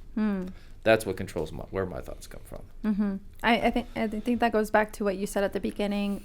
Is it better to know or to understand? And that's what you're saying, that you prefer to understand than to know. So it's like I've known enough already of this. Yeah. I was about to say sorry to my mic. Yeah. I apologize. It'll be fine. You're my friend. Yeah. Well, I love you. Sorry. Some dig a little bit of abuse anyway, right? Yeah. So. Yeah, this thing after we tear it apart and just goes in a bag. Abandoned, like Andy's toys.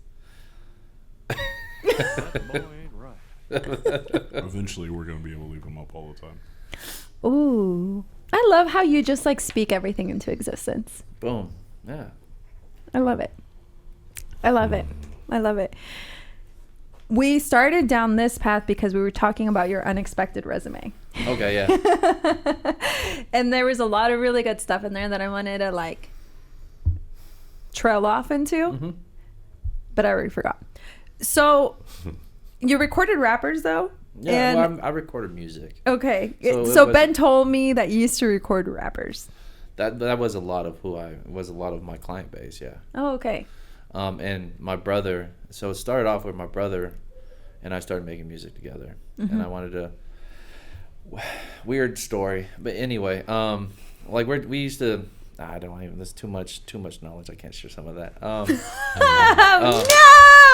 That's what we want! Sorry.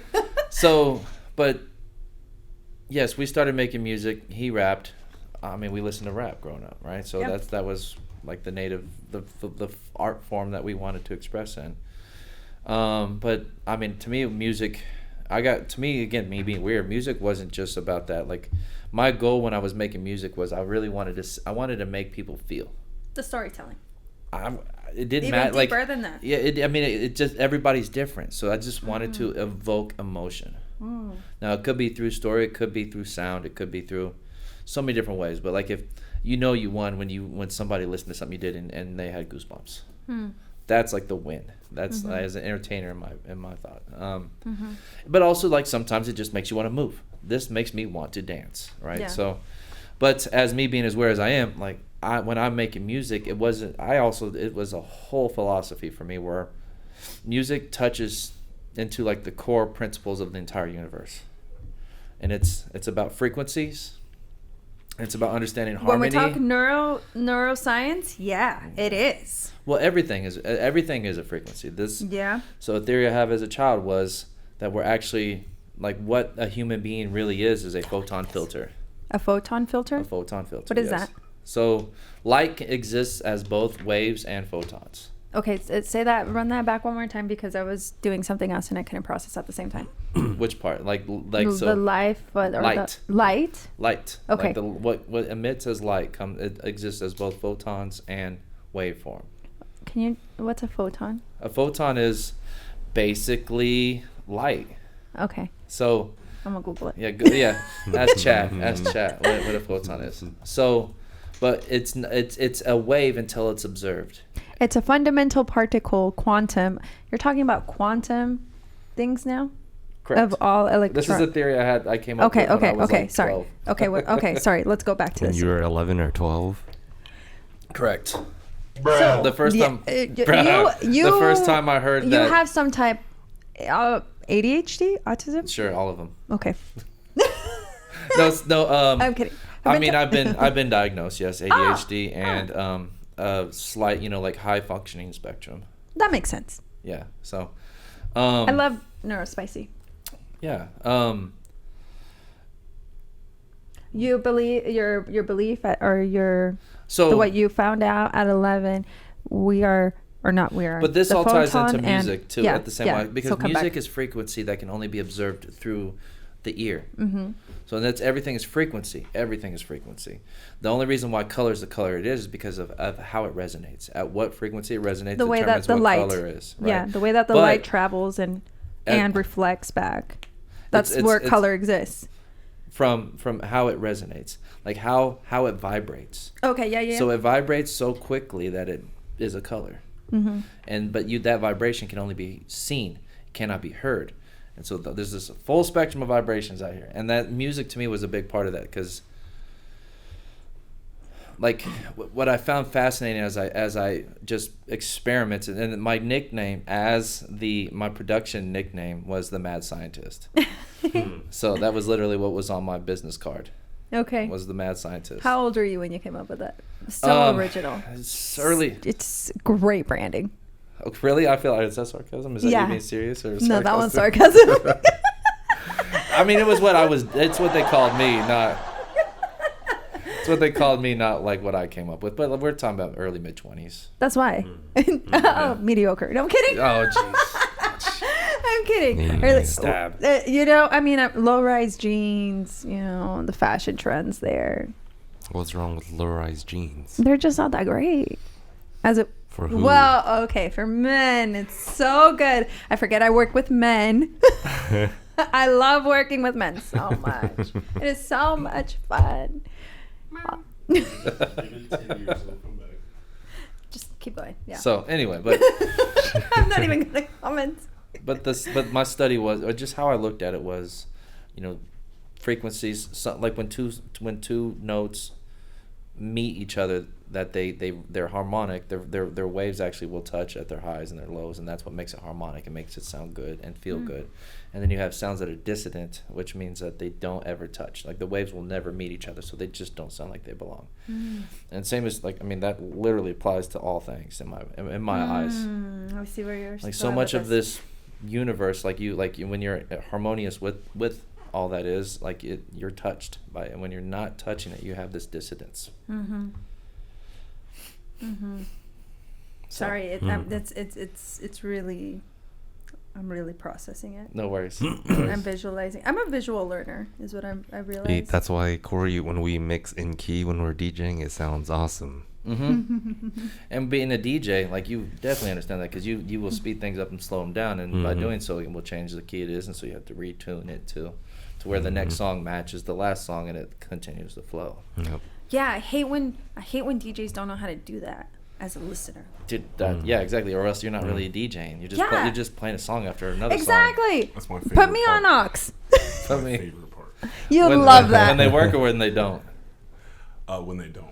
Yeah. I like to make No, dude, that's you to the T. Yeah. That's you 100%. I don't know you. I mean, I've met you twice now, and I completely understand that's who you are. Yeah, I use like a lot of atmospherics and stuff, and I'll force it. I'll jump 50 BPM right now. Right fucking now. And Put then me in, I'll coach. look back at Dusty and go, no, Yeah. no, oh man. I can see that. I can see Dusty just being. Dusty's like, I've sent this to him, like from New Girl. Have you guys seen New Girl? Of course. Fucking of course. What is it? It's a funny sitcom. Is it With, a sitcom? Zoe Deschanel. Yeah. Yeah, I've never actually watched it. You've never actually. Which one is it? Is it As which good one looking is as it? she is, it's just She's never, very good looking. She's so pretty.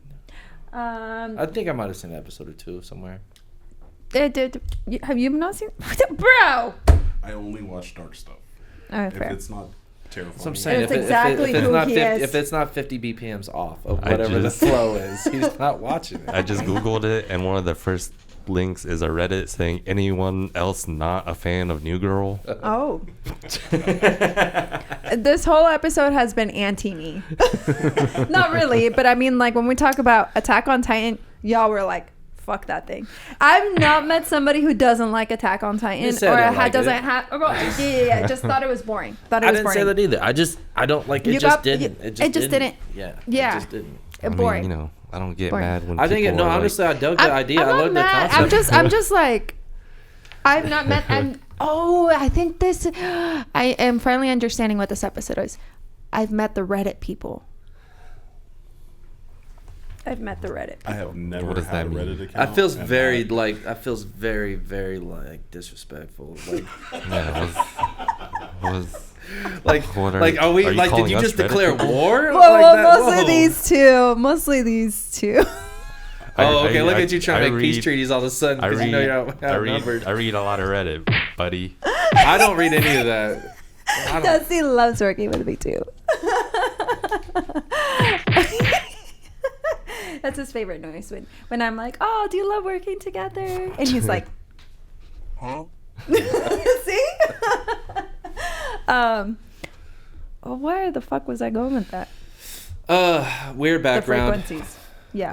Weird Frequencies. resume. Weird yeah. resume. But to me, like all things are what they are. Like it. It's because you went so deep with it that like I know. you were talking about frequencies. A lot of things came to mind. The Flash being one. Said humans are photon filters. Yeah. Yeah. The other. Because I mean, like what is it? The origin of quantum physics is the study of that. You know, when light is perceived, it turns from a wave to a particle, and particles like. I mean, this is frequency. This is table is wavelengths, but because we're observing the waves, they have particles, and so therefore it is a solid matter thing. The gas and liquids, guys. Yeah. Yep. Yeah. I mean, Solids. just to make it simpler for people like me. Yes. So like back when I used to punch holes in doors, like was I Valid question. I see where you're going. Okay. Okay, So keep going. just- Keep going down this line. was I destroying particles? That had babies. Waves? Yeah, bro. Did I break waves? He was going to You're work. a monster. He was going to work to feed his family, and he had 5 kids at home, and you destroyed that.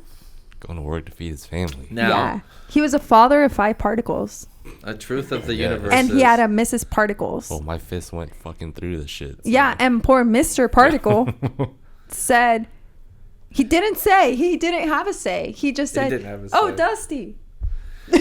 He probably didn't say that. He didn't say, "Oh, Dusty." That's not what he said. He probably said something like, "What the fuck?" Probably something like that.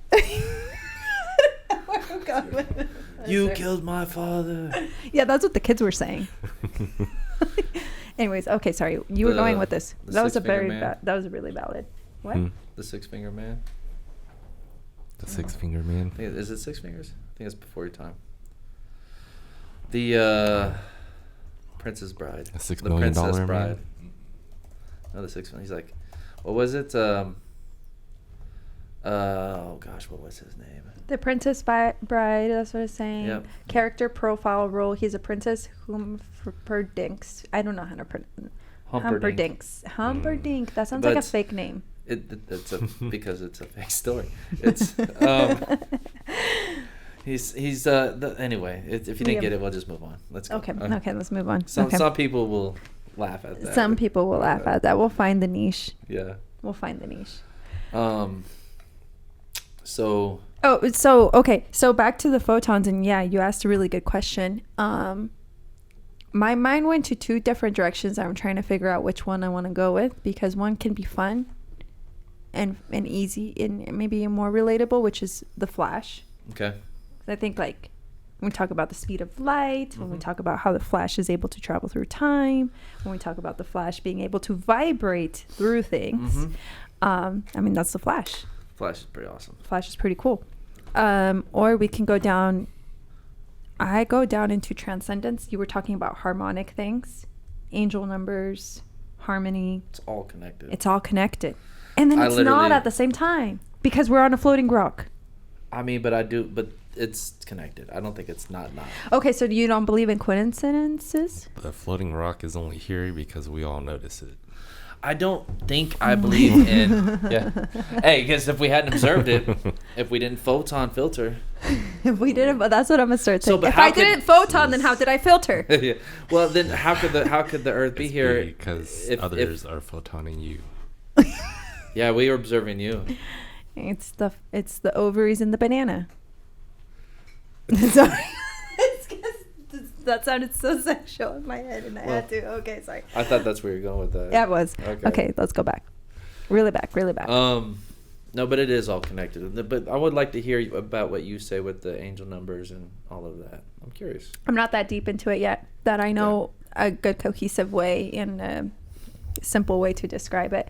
But what you were describing in terms of the way that wavelengths from sound and how they travel. So I used to work at a nonprofit, and I have learned that people learn differently. And I've learned how people are, I've learned about how people, I mean, you were talking about Socratic seminar earlier, or just, no, you weren't. Socratic. You were, the method, that's what. Yeah, you were talking about Socratic. Okay. So I've toured schools. I've toured multiple schools because I used to work in education nonprofit, but one of them was really, really cool. I mean, they had the funding for it. That's why they were able to do it. But it was really cool because they had like 5 teachers in the classroom. And so they had the kids kind of broken up based on how they learned, but they can also rotate. So some students were listeners, and so they had headphones, and that's how they were listening to things. Some students, though, although they were listeners, they did it through music. And so there was a teacher in the middle of this table, and it was through song. Then some students were more visual, and so they were at a table where they also were drawing or doing things throughout. They were all on the same subject. They were all on the same thing that they were needing to learn that day. That's cool. But it was so freaking cool. So why that's coming to my mind as you're saying that, because I'm thinking of just like when things are finally well connected. And I also kind of think of angel numbers, which is a little bit like spirituality, but I'm not fully there yet. But like as you were describing what you were experiencing of how you think that people are, like what comes to mind, I think I'm a visual learner is what I'm learning about myself, is like when people are saying things, I play a story in my head and I'm like, oh, I know what they're saying now. Because I like, some people will say cat and will think something, but in my head I Dog. Visualize it. Yeah, like I'll visualize this. You know what I mean? Like I visualize that, and I'm like painting it in my head. I'm like, oh, I know what you're talking about because I can process it better that way. But the angel number stuff is like, I don't know. It's almost like when you're finally like at peace, because you're also realizing how things are connected or not connected, and you're just kind of watching things kind of go back and forth. That's what I was thinking, but I don't have a good way to. Well, I would use the analogy the Force. The Force? Yeah. I've never watched Starbucks. Or Starbucks? Star Wars. That's awesome. Damn it. I'm gonna have to clip that. It's Spaceballs, by the way. But I'm gonna have to clip that now. But you know how they explain, like how they explain the Force is that it's like it's in all of us. It connects all things. It's in everything, and that's not untrue by any means. The Force is therefore a real thing. Mm-hmm. I think the Flash, because that's what Okay. I can relate to. I like the Flash too. Like I like the WB's Flash. Flash, dude. I watched every episode of that. I think I stopped at the. I don't remember which season. I mean, I haven't gone back. I liked it. Like out of all the You finished it? out of all the WB stuff, I think that was my favorite. Yeah, they did a good job with the Yeah, Flash. Really good job. They did. Yeah. But I mean, I just stopped it because it was pretty nerdy too. That I loved it. might have but been why I like, liked it so much. But. Yeah, but I think, I mean, when I say I stopped, I'm talking about season 7. I stopped. Yeah. They have a lot of I seasons. don't know. Honestly, I say I've watched every episode. I mean, they could have came out with more, but I haven't. I just don't watch a lot of television anymore. So. Because it's what you're putting in your body. Mm-hmm. Well, it's what I'm allowing to be observed. Allowing to photon. Yeah. What I filter. What you photon is what you filter. No, what I filter. So. Well, I forgot the saying Okay, already. so or photon filters. Everything is a wavelength until it's observed, and then it magically is turned into a photon. Mm-hmm. And it's not a photon unless a human being is looking at the frequency. Only Homo sapiens can see this? That's a great question. I've never looked that up. Okay. But has that ever been a test? Like, what happens if you put an orangutan? I mean, they're really close, or like a mouse, Mm-hmm. or a lizard in front of like. Isn't it crazy that those are the ones that they test with? Well, mice More so close mice to are that? supposed to be really close to us, and that's why they do a lot of medical testing on it. Wait, but, mice are what? like very similar to us as far as genetics, or Isn't that crazy? well, you know what's really crazy is that if you were to change our DNA 1%, we'd become a dolphin. What? That's why dolphins are so smart. Well, I'm just saying, like, the difference between one human to the next is like 0.000% of differences in like genetics, makeup, molecules. But the same thing that made the Earth, the thing that we're standing on, made us. We're made from the exact same stuff.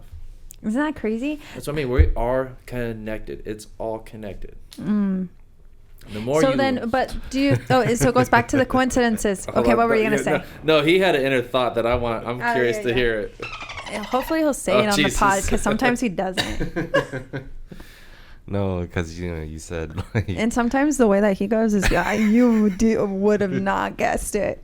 we change a little bit, we could be dolphins, and it's like you seen those South Park? videos. You seen No, those okay. videos of those dolphins hopping up and they're trying to hump everybody. I knew that's Yeah. where you were going. Yeah. Well, I okay. actually predicted like, you for once. So I predicted you for once. Did you Last time we know- went Hitler, so I did not see that. No, we went Nazi, so I did not see that coming. I was listening you to went a lot Nazis, of so you history. did not see. Hey, that was such a good dad joke. Anyway, so, That's the one. If the beginning didn't cancel us, it's this part. like once upon a time, like 1,000 years ago, women would say that they were impregnated by dolphins. That was not an uncommon story. What? Y'all have never heard this? No. Well, Elaborate. I never dove deep into that. Oh, I would just say okay. when I heard that, I'm like, makes sense, and just Because moved on. the percent of the. Women were these? Yeah. What types? So I steer away from these. And it These could be are the bullshit. real I red don't flags, even know where you I guys. heard that, right? So that These could are be, the real red flags. Everyone's over here like, I what saw are a the real butt green crack. flags then? What are the real? Yeah. I don't know. I don't either. You're asking me? Yeah. In general, not rhetorical. And yes, in general. A green flag for me is like this, like you have to be able to go real deep Whoa. into things. Whoa. What? Whoa. If you would have What? let me bet, I would have said neck tattoos. Oh yeah, neck tattoos. That's a green flag too. No, I'm kidding. Stop. Damn it! I looked at the camera. Why'd you do that? We weren't doing that anymore. We knew it to be true. That's true. What do you want about? Did you read something? Yeah, I was. You Googled it?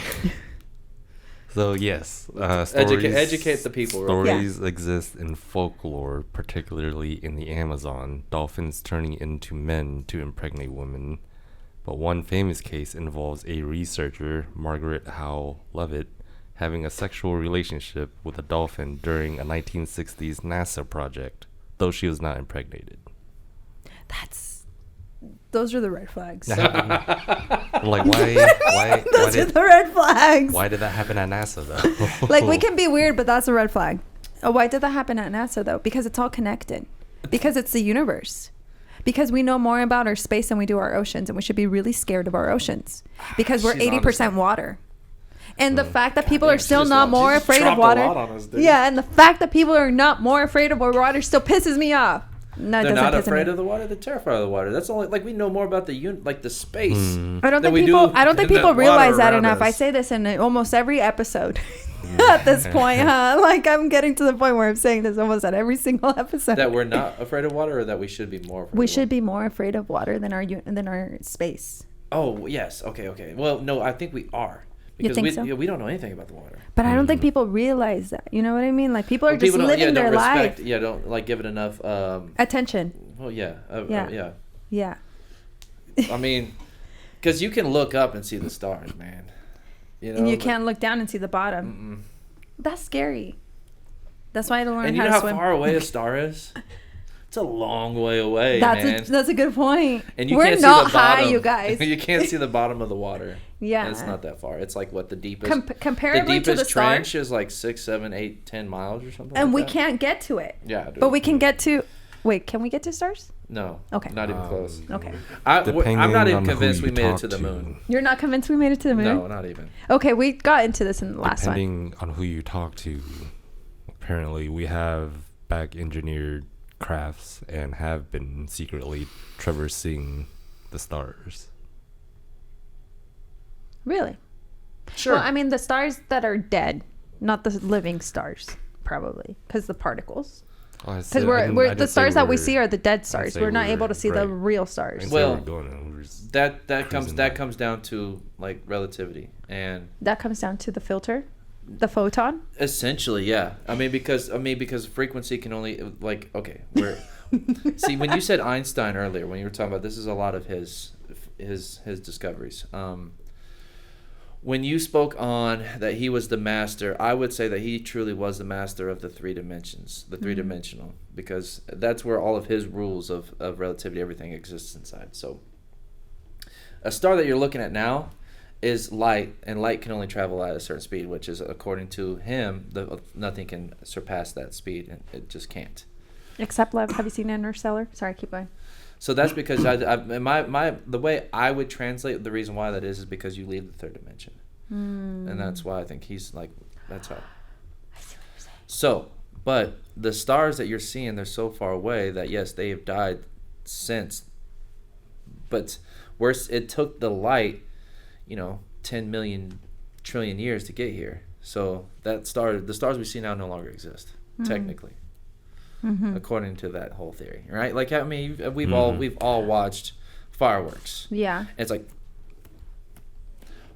boom, boom, boom, but like they don't coordinate, right? Because the sound moves so much slower than the light does. So the frequency is literally the time it takes the frequency to get to the observational tool that you have. It's like the thunder and the lightning. Same exact thing. The light frequency moves so much quicker. It's a higher frequency, so it goes more quickly than the sound. The sound is very low frequency, the lowest actually. You can even get deep into like how this relates to the in the Bible. What was the first thing God did? What did he do? I don't know. Genesis, back to my favorite, right? Oh, okay. I don't know, guys. You can tell I'm not very religious. Sorry. So you're Catholic. I don't know. I don't think it gets more religious than that, does it? Does it? I don't know, dude. You're pretty Oh, hardcore. it's because we didn't go that far into. Oh yeah, it's because we were at break. So I was saying that like Mexican Catholic. Well, not everyone. I don't want to generalize anybody, and nothing I'm saying I want to generalize, but Yes. I will say that, and maybe even Latinos to some degree. Again, not making generalizations, but we were all native before we were conquered by the Spaniards. That's where the term Hispanic comes from, which is you're having some type of relation to them. But the real term that, like, when you talk about Latinos is Latinos. You don't really say Hispanic. And unless you're talking to someone who's from Spain, they're not technically Latinos. Anyways. Here's a question. Oh, go ahead. Why does why is Latin a language that came from Europe? I don't know. But then everybody over here is Latino. Yeah, I don't know where the term Latino comes from, to be honest. Latin America, I think. I don't know. Damn, I'm going to be so dumb on this episode. To be honest, I have zero idea. But I don't either, but it's a I just know that question. Hispanic is a word that was made up by the census in the 1980s. Because they used It to didn't exist describe. before that? Yeah, it didn't exist. Wow. It was by the United States. Oh yeah, they're great at all that. Yeah, they're great at stereotyping and all that stuff with people. Anyways, Creating because reasons people for us not to like each other. Yeah, because before people had to either be white or Mexican. That's how they used to describe a lot of people. Now you're white. And then all Hispanic people are white according to the U.S. government, because I mean I do mortgages, and part of the end of the mortgages we go through demographics. Yes. So I have to ask you, I'm required to ask you, like, are you black, native, so on and so forth. And then I love it because it's like you can tell, like, the Latinos and Mexicans, all that, whether it's if they've been in this situation before, because it's either they're like, when you go through the list, Mexican, Hispanic, Latino, none of that's on that list. And then, and they're looking at me, they're like, Mexican? Yes. I'm like, okay, so that's the next question. So first you're white, then it's like, are you Hispanic or not Hispanic? That's question number exactly. 2. And like, so anyways, this is all because of the U.S. Census. This is the reason you get asked these questions, or that you have to do these. But growing up, that was really confusing growing up, because it was your identity, and and you didn't know. Like, I was like, well, why am I white? And I remember always asking my dad, like, Dad, I know we're Mexican because we're from Mexico. Yeah. But what are we? But I feel like here in the U.S., you have to ask yourself, what are you? Because of how much it's pressured onto you in terms of a race. I agree entirely. And like, it's way overdone. Yeah. And so like, you're constantly, especially as a kid for growing the country up here. we are. Like, we are a country of immigrants. mutts. I mean, like, my grandpa used to always tell me, like, again, like another one of his quotes was, the best dog is a mutt, because you get the best from everybody, all of the different breeds. It's like, all of my favorite dogs were always mutts, and that's what Americans are. Like, we're literally, like, I mean, I'm white, but like, how many different types of white am I? And same thing, I'm sure with Mexican, and it's all So going into that a bit more, right? Because Mexico was conquered too at some point, and so in the 1500s, the term mestizo is a term that was come up with because of I think the Spaniards at this time, or I'm not sure if it's the French, but the term mestizo is come up, and that's what we are, like our race. Mestizo, which means that you are part Spaniard, but you're also part native, because in Mexico it was native. Most Latin countries, just like the US, it was all native.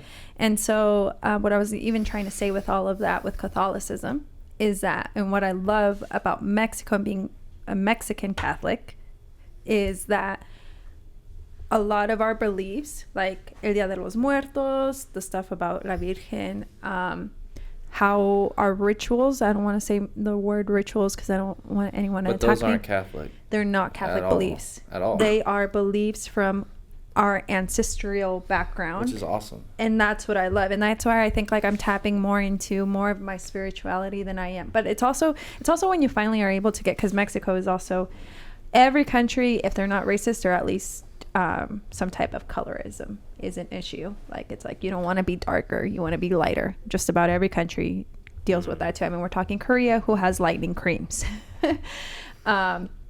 And so that's only if you can get to the point where you accept this, your ancestral background, and the beauty that there is in that, because there is so much connection to the actual nature and the roots of everything where we originate from.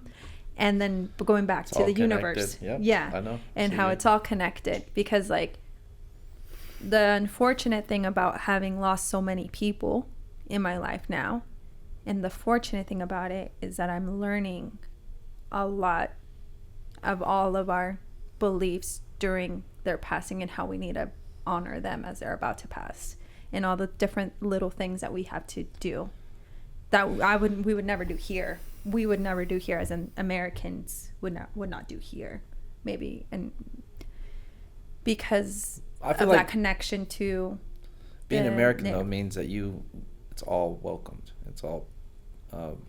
That's what I think is, again, like what do you think is why there's so much pressure put on us here in the U.S. Because technically, I was taught from a Mexican friend that when I said I'm American, and he's like, I am too. He's like, I'm from Central America, or but Oh yeah. he's yeah. like, I'm American though. Like, I never forgot that. That was something that was really, I'm like, eye opening to me. Was so when ever since then I've defined myself as a member of the United States, not American. I mean, I am American as well. Yeah. But I don't isolate that to Yeah. like, if like when I call you American or something like that, I'd be like, well, everybody, like half the world's American technically, like literally. Yeah. Yeah. So when everybody's like, I'm American, right? Like Yeah. no, I mean, America. America, right? No, that they're all tornadoes. America. They're Yeah. all America, like Southern America, South America, I don't know North what America, I Central don't know what America. our deal is with. I don't Why know we if put so other much countries- pressure on ourselves or To our on each identity? other's and all that? Yeah, like why is identity everything? I'm curious But to hear going your back, thoughts. I don't know, because like for me, yes, the identity thing was a really big thing. I think in terms of like, am I Mexican? Am I American? Am I Mexican American? I'm from Mexico. I claim Mexico before I claim the U.S. Or I'm traveling and I've learned to not say America and say United States or the States because it is different. Perspective is everything. I think it just comes down to perspective too. Like either everything. like whether or not you have the perspective to see that or not, and that's what it comes down to. I think. Why do we put so much pressure on identity? I don't know. I think we're all trying to some degree, at whatever level and state that you are in your own journey. You want to be able to find your purpose, and to some degree, purpose starts with figuring out who you are, and who you are starts with identity too. To some degree. I would disagree with that last statement. Everything else Yeah. I will wholeheartedly agree with. Well, maybe to some degree because we do want to find our purpose. Like that, I feel like that's what, like, I mean, not everybody is that way, but Yeah, not for so many yeah. of us, or or why it am is I a here? purpose Like I said, to when I was some a little degree. kid reading the Genesis. I think everybody thinks that though at some point. I would Why find are it we- very hard to imagine, like, that nobody does. that you don't think Yeah. that's somewhere along the way. That's what I'm saying. So like to whatever degree of like what your purpose is, like people will either abandon this belief, this deeper belief, and that's when they're just like, whatever, willy-nilly, I'm going to go through the motions. It's either fuck or be fucked to some degree. You know what I mean? Like when some people like just abandon this. Either be the banana or the... Yeah, be the banana or the ovary. Yeah. Oh, no, because that's now feminine and masculine. Anyway, whatever. Okay, deeper. But that's a whole different episode. Damn. Yeah, we've had like 12 episodes so far. We've had like 12 episodes so far. But Where are you going to go? No. Okay. So, Don't worry about it. okay. The Sound identity, yeah, the identity thing, like when I was saying earlier, maybe at some point, because you have this pressure as an immigrant to show that you belong here, I can imagine. and Right. or someone To- who's first or second gen even. Yeah. Like, I mean, that starts to get pushed down. Yeah. You have this pressure to show that I do belong and that I should have these things just as much as you. And so you have to perform higher. And so then eventually that's your identity, the performance, the production of whatever. And again, I used to equate my value to my output. And so then the identity part, what I'm saying is now I've kind of gone down to more values and saying like that's how I would describe myself, character-based, value-based, whatever. And that is still kind of an identity. Like if you kind of were to think of yourself as a little kid and you had a project and your teacher was like, okay, describe yourself, or you were doing an icebreaker question at a whatever job and it was like, describe yourself. And how would you describe yourself? Weird. Me or you? Hold up, sorry. Yeah, no, I don't know. I'm just kidding. But Yeah. yeah. But you were saying you disagree with the identity part. Well, like that, as far as the path you were going through, like everybody asks themselves, why am I here? And then like you create, and like you have identity to helps you support that. But I mean, yes, that word, and I guess it depends on how you use that word, because if I were to identify myself as something, I would identify as Travis Wendt. Oh, just your name. Well, that is who I am. Yeah. Like, I don't identify as anything else outside of that. Yeah. A male? And you wouldn't identify yourself as a male? Sure. Maybe it's the U.S. Census stuff. I mean, yeah, right? You know what I mean? Where it's like, I have to fucking answer these fucking questions. You actually answer those? Like, dude, like, you don't throw that away when you get it? No, because that's how they appoint people to the House of Representatives and the Senate. I know, it's important. It's what I've heard. But yeah, we can't trust our government. Oh, is that where you're getting at? Oh gosh, let's start on that topic. I mean, no, honestly, I'm kind of dancing around that, is because I do believe that a lot of the reason why identity is pushed the way it is today is because that's how you control people. Because if you identify as something and that group of something changes how they approach or do something, then you, as someone who identifies as it, is required to change your thought as well to be part of that identity. So if you want to control somebody, politics is the perfect example. It's called identity politics for a reason. Because if you can get somebody who identifies as a Democrat and another person who identifies as a Republican, I bet you they're more similar than a human and a dolphin. Which is 1%, remember. You change 1% of our DNA and you become a dolphin. But I guarantee it just, my mind says that like someone who identifies as this and someone who identifies as that are going to be more than 99% aligned. Yet we're going to allow less than 1% separate us so greatly to where we are today as a society, to where people are just, I mean, what has gone on in like the last 10 years that's being promoted? Again, remember, when you're watching television, you're allowing that image to be part of, you're allowing that into your thought process. You're allowing that into your... Phantoms? No. Photons. Yes. Phantoms. Well, not even that part of it. Just the fact that you're, like I said, you like your thought. You don't control what thoughts come to you. You control. Except for trauma. But you control what you allow into what the observable universe that you can have, which is through your sight, your 5 or 6 senses depending.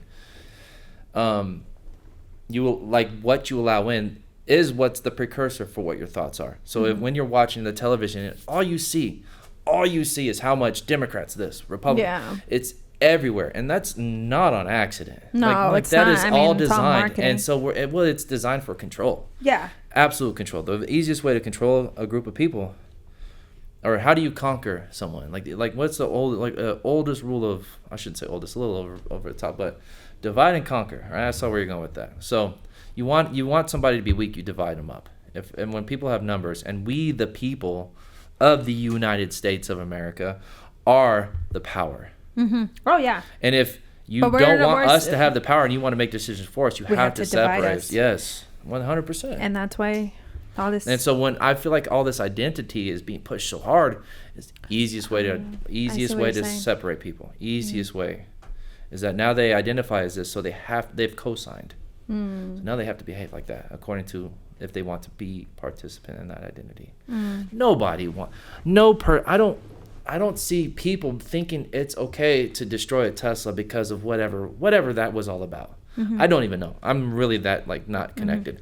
I just it was a lot of stuff, and I'm sure you guys could name another dozen things that I'm probably oblivious to, because I tried really hard not to allow that into my reality, my universe. But that's where I would go with it. But and I like that you went from figuring out why we're here to like what we identify as. I thought that was an interesting step that you took, because that makes sense why you're doing that. It's also a great way to weaponize people against each other. It's like, it goes back to, is it better to know or to understand? I think that's what it goes back to, because when it's internalized though for you, I think it's both. You know what I mean? Because you're not going to weaponize it. Yeah, you're not going to weaponize it for yourself. It's when you're forcing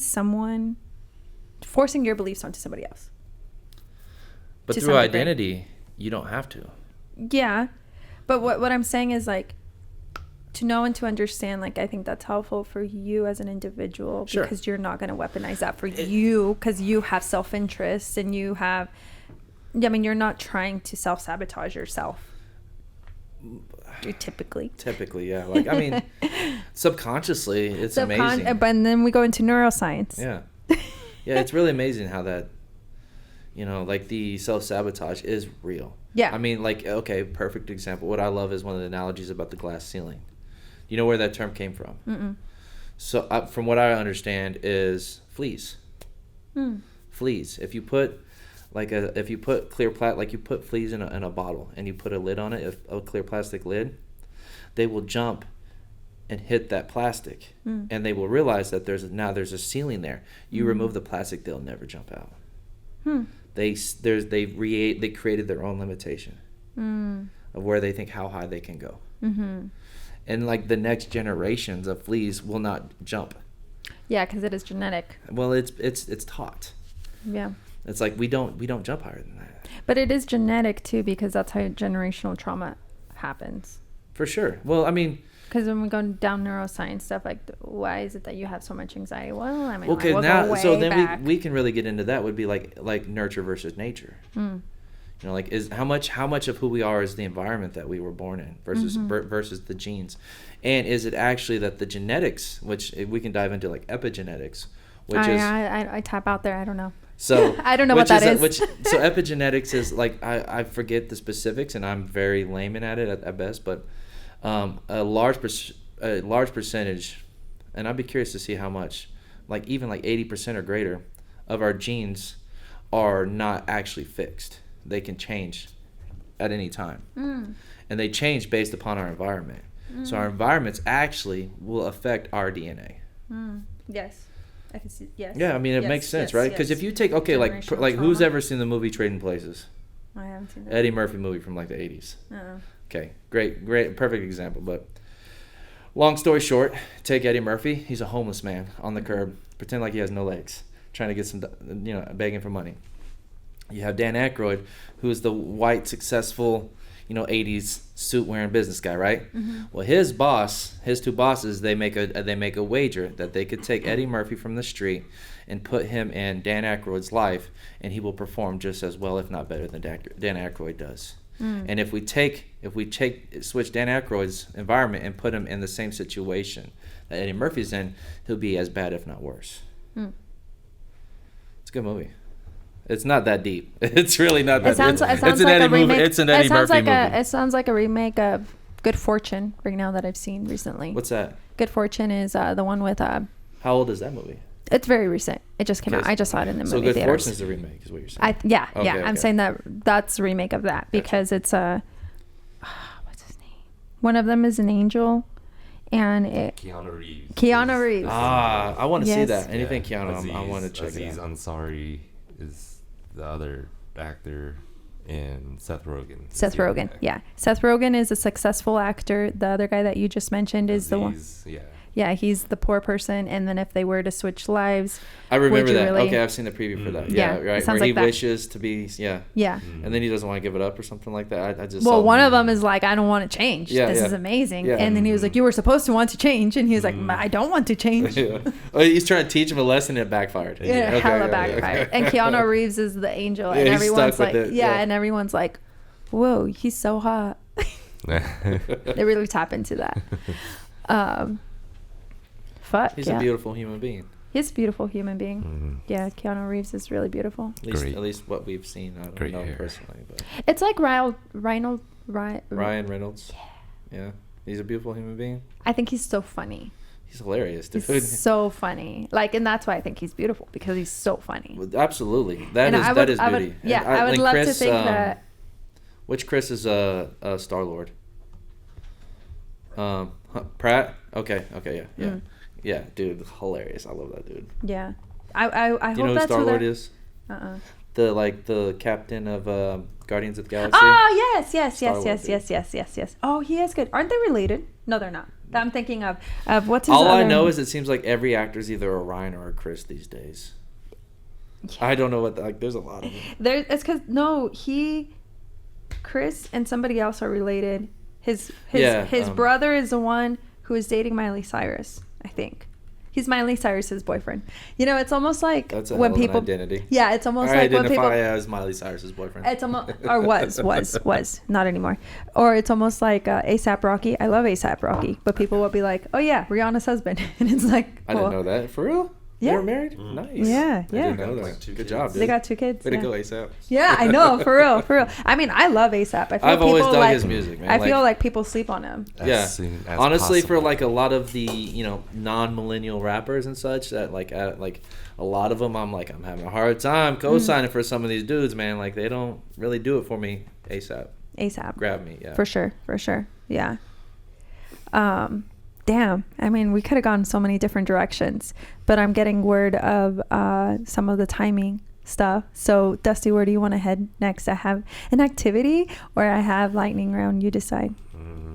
What's the activity? Okay. It's a surprise, dude. Just choose. Okay. It's a surprise. The activity is like, is history repeating itself, rhyming itself, or something new? And so we're going to ask Travis here some of the issues or things that are happening, and I want to know whether you think things are repeating itself, rhyming as in like they're not identical, but it reminds me of this similar energy from this time, or it's completely something new. That's the activity. And then lightning round. Well, you know, lightning round. I dig that question. I said I like that question. Okay, you want to do the activity? I do. Okay, let's do the Or activity. we can do both. I don't know. Okay, let's do both. Why be Okay. limiting in Okay, your- this is an activity, and I used AI to help me with this, so sorry. Used what? AI to help me with Okay, this. sure. You can know. Just make sure you source what you get from AI. But yeah, it's still kind of. I mean, these are issues that everybody is going through. Yeah. Yeah. Okay, so yeah, I want to, because we've been talking about history, we've been talking about frequencies, we've been talking about photons, we've been talking about ovaries, bananas, and dolphins. And so Nice. again, It's a great conversation. yes, that's the description. Ovaries, bananas, and dolphins. Yes, that's the title. Okay, so you already understood history repeating, history rhyming, or something new. The housing crisis and unaffordable rent. Rent is outpacing income almost everywhere. Families can't afford homes. Institutional investors are buying entire neighborhoods. Is that history repeating itself? Is it rhyming, or is it something new? That is a really good question. I know, dude. I know. So I Thanks. think it's a lot of all of that. I was really excited last night working on this.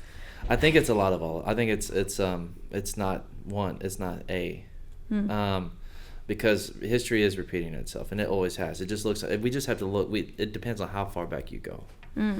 I don't have an actual example of this exact situation, because there is kind of a rhyme. The rhyme would be, all right, dude, why'd you have to go there? So the housing crisis is really like what I chop this to is it's a lot deeper than housing. It's not housing isn't the crisis. The dollar's the crisis. And all of, like, basically everything that we've been experiencing, like all of the problems that we're dealing with right now, is a byproduct of Richard Nixon removing the dollar from the gold standard, which I believe was 1971 was when that took place. Richard Nixon is the one that did the war on drugs too. No. Richard Nixon was I'm not a crook. He was the first president ever impeached.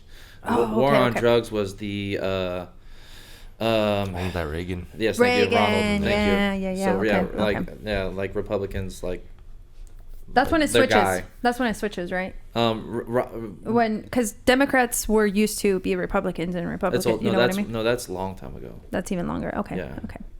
But they always do this. Again, that's all identity, and like that's all like Housing crisis, dollar. yes. Let's go back. Okay, so to me, it's like the issue isn't a housing crisis; it's a dollar crisis.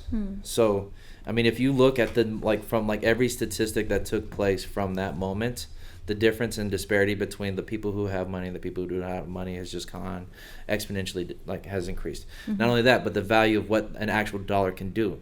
People, nothing's changing. The dollar's what's changing, and it's relative because that's our measuring stick. And since it's since the ruler's actually changing, we can't see that what we're measuring is changing. So it's imagine having a yardstick that at one point was 3 inches, and now it's 3 feet.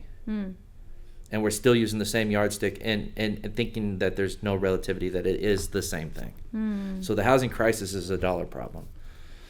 And the dollar is worth like 3% of what it was worth, even less, I believe, in 1971. Like what $1 would do in 1971 would be similar to what, I mean, ask Google, like the relationship between like the value of a dollar in 1971 versus now. What would $1 equal today? It's been extremely bad in the last 10 years. Ever since COVID and like all the, and because this is what you got to realize is that scarcity. Absolutely, but it's almost the opposite, because when you have a dollar, I mean you're right on track. But when you have a dollar that doesn't have anything that it's tied to, and you can make as much of it as you want. Oh, like it's 8 to 1. $8 to $1? Yeah. I don't believe that, dude. That sounds. I imagine it's way worse than that. So 700%. 700%. Yeah, dollar. So it's 700 to 1. Or am I wrong? No, that would be $7 to 1, right? All right. So it's like, so the dollar's worth 700% less than it was, 50 years ago. And that's what we've seen in the last decade, is that the rent's not going up. Houses aren't going up in value. The dollar's going down in value, but a house is an asset. There's a reason why it's called real.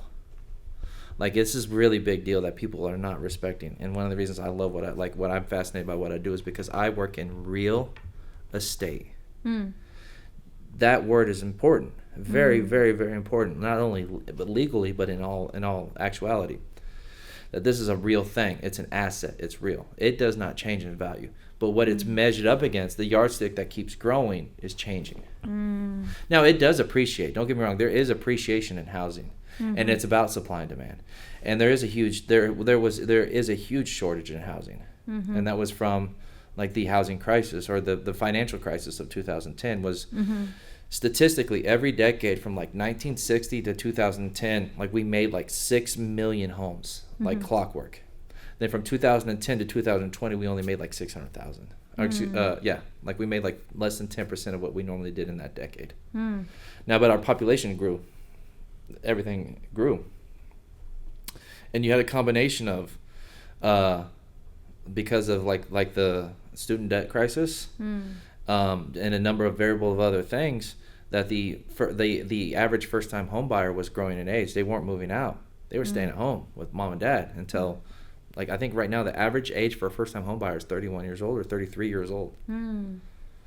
So like now you have this flood of people who finally are of age, because people like the generation, I don't know what's after millennials, Gen Z. Z. So like Gen Z had to deal with, or Gen Alpha and then Gen Z. No, Gen Z and then Gen Alpha. Yeah, because you go from A Z back to A. So the they were delayed because like they weren't like not only in home ownership but marriage, everything, because of debt.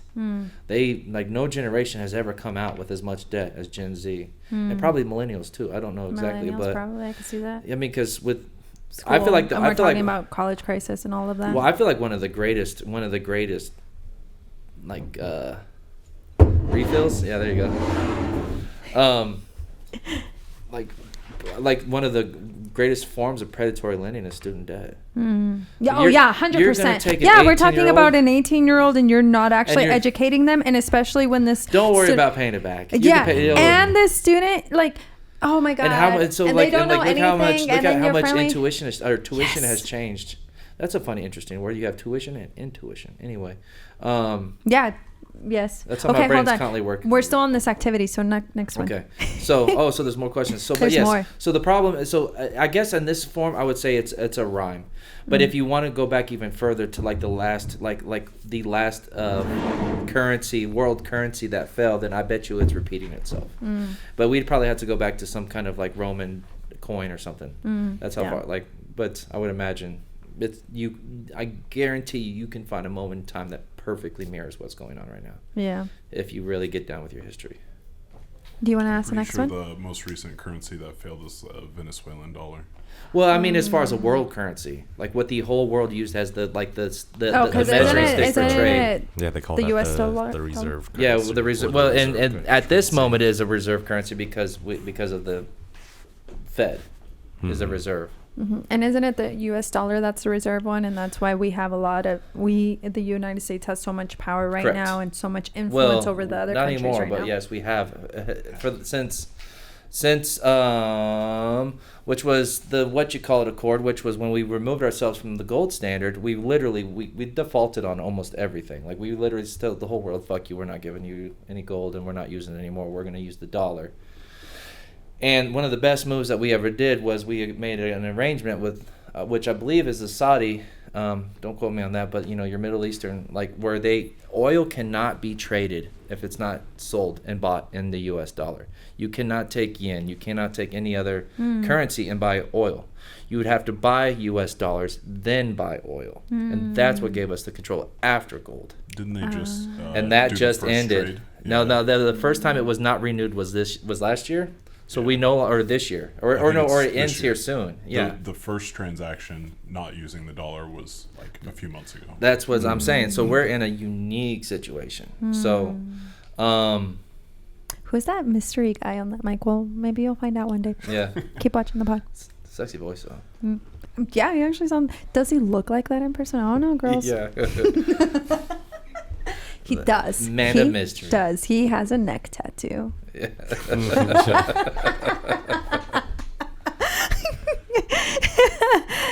Do you want to go? What's I see you in here. the next? Or you want me to? Go for it. Okay. I'm gonna pick one instead.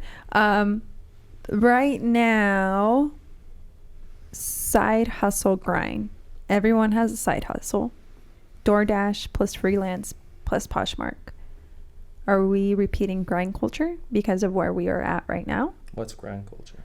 Like this hustle grind, like that we need to have multiple jobs in order to be able to do things. Are we repeating things? Is this history repeating itself? Is this rhyming? Is this something now? I feel like that could literally be the same byproduct of the last conversation. Yeah, maybe It's this is because a bad everybody who owns no, it's a great question, but everybody who has had the assets, like okay, so I have $100,000 house in 1980, it's worth like $1 million right now, right? So everybody, the more assets you have, the more homes you own, and assets are not just homes, but just assets. Period.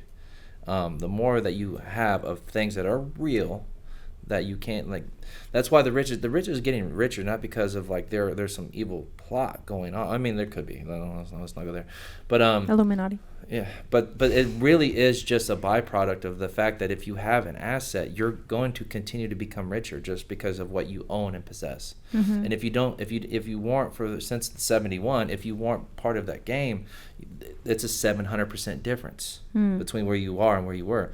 So the grind culture right now, the hustle culture, it's always, man, I feel like that was my generation, and being coming of age at like the turn of the 21st century. All we fucking thought about and talked about was hustling. That was all me and my people did. That's all it was, like that's all we lived and breathed was hustle. I feel like the younger people aren't necessarily like that at all. I mean, again, you don't ever. And one thing I will say, to quote my son, he told me a few years ago. He said, "Dad, only the Sith deal in absolutes." Only the Sith deal in absolutes. Absolutely, yes. Yeah. Elaborate. The rule of two, dude. Yeah, but he dropped that on me, meaning like only the Sith deal in that way. Like, so whenever you say, like, I try to refrain from using the words like always and never, because and like all people, because it's not true. Like, and like so when I speak on younger, we don't want to generalize. when I say I don't see that same hustle from like the next generation or the people who are of age in 2010 and 2020. Of course, there's always going to be them, and maybe it was just my immediate environment. But like, if you look at the music, all the music talked about was money, women, possession, all of that, right? Fuck bitches, get money. So y'all can see what he's. Oh shit! I did that on camera. So it's like that one time. Not as bad as what I did on camera that's so true. 3 episodes ago. So This is a two-parter too. So, Really? True. This is a two-parter, 100%. but I mean, I'm sure you can.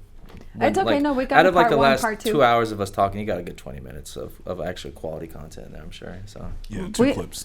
yeah, Two clips. Yeah, No, two no, no. shorts. That's all you're gonna get Oh out of this no, one. no. We're as in like, no, we don't cut I'm just things kidding. out. I'm just being sarcastic. This is a part one That's and a part two. sarcasm, but so, but okay, if I were to, when you were asking the question and what ran through my head is I don't think that the side hustle is the way to be.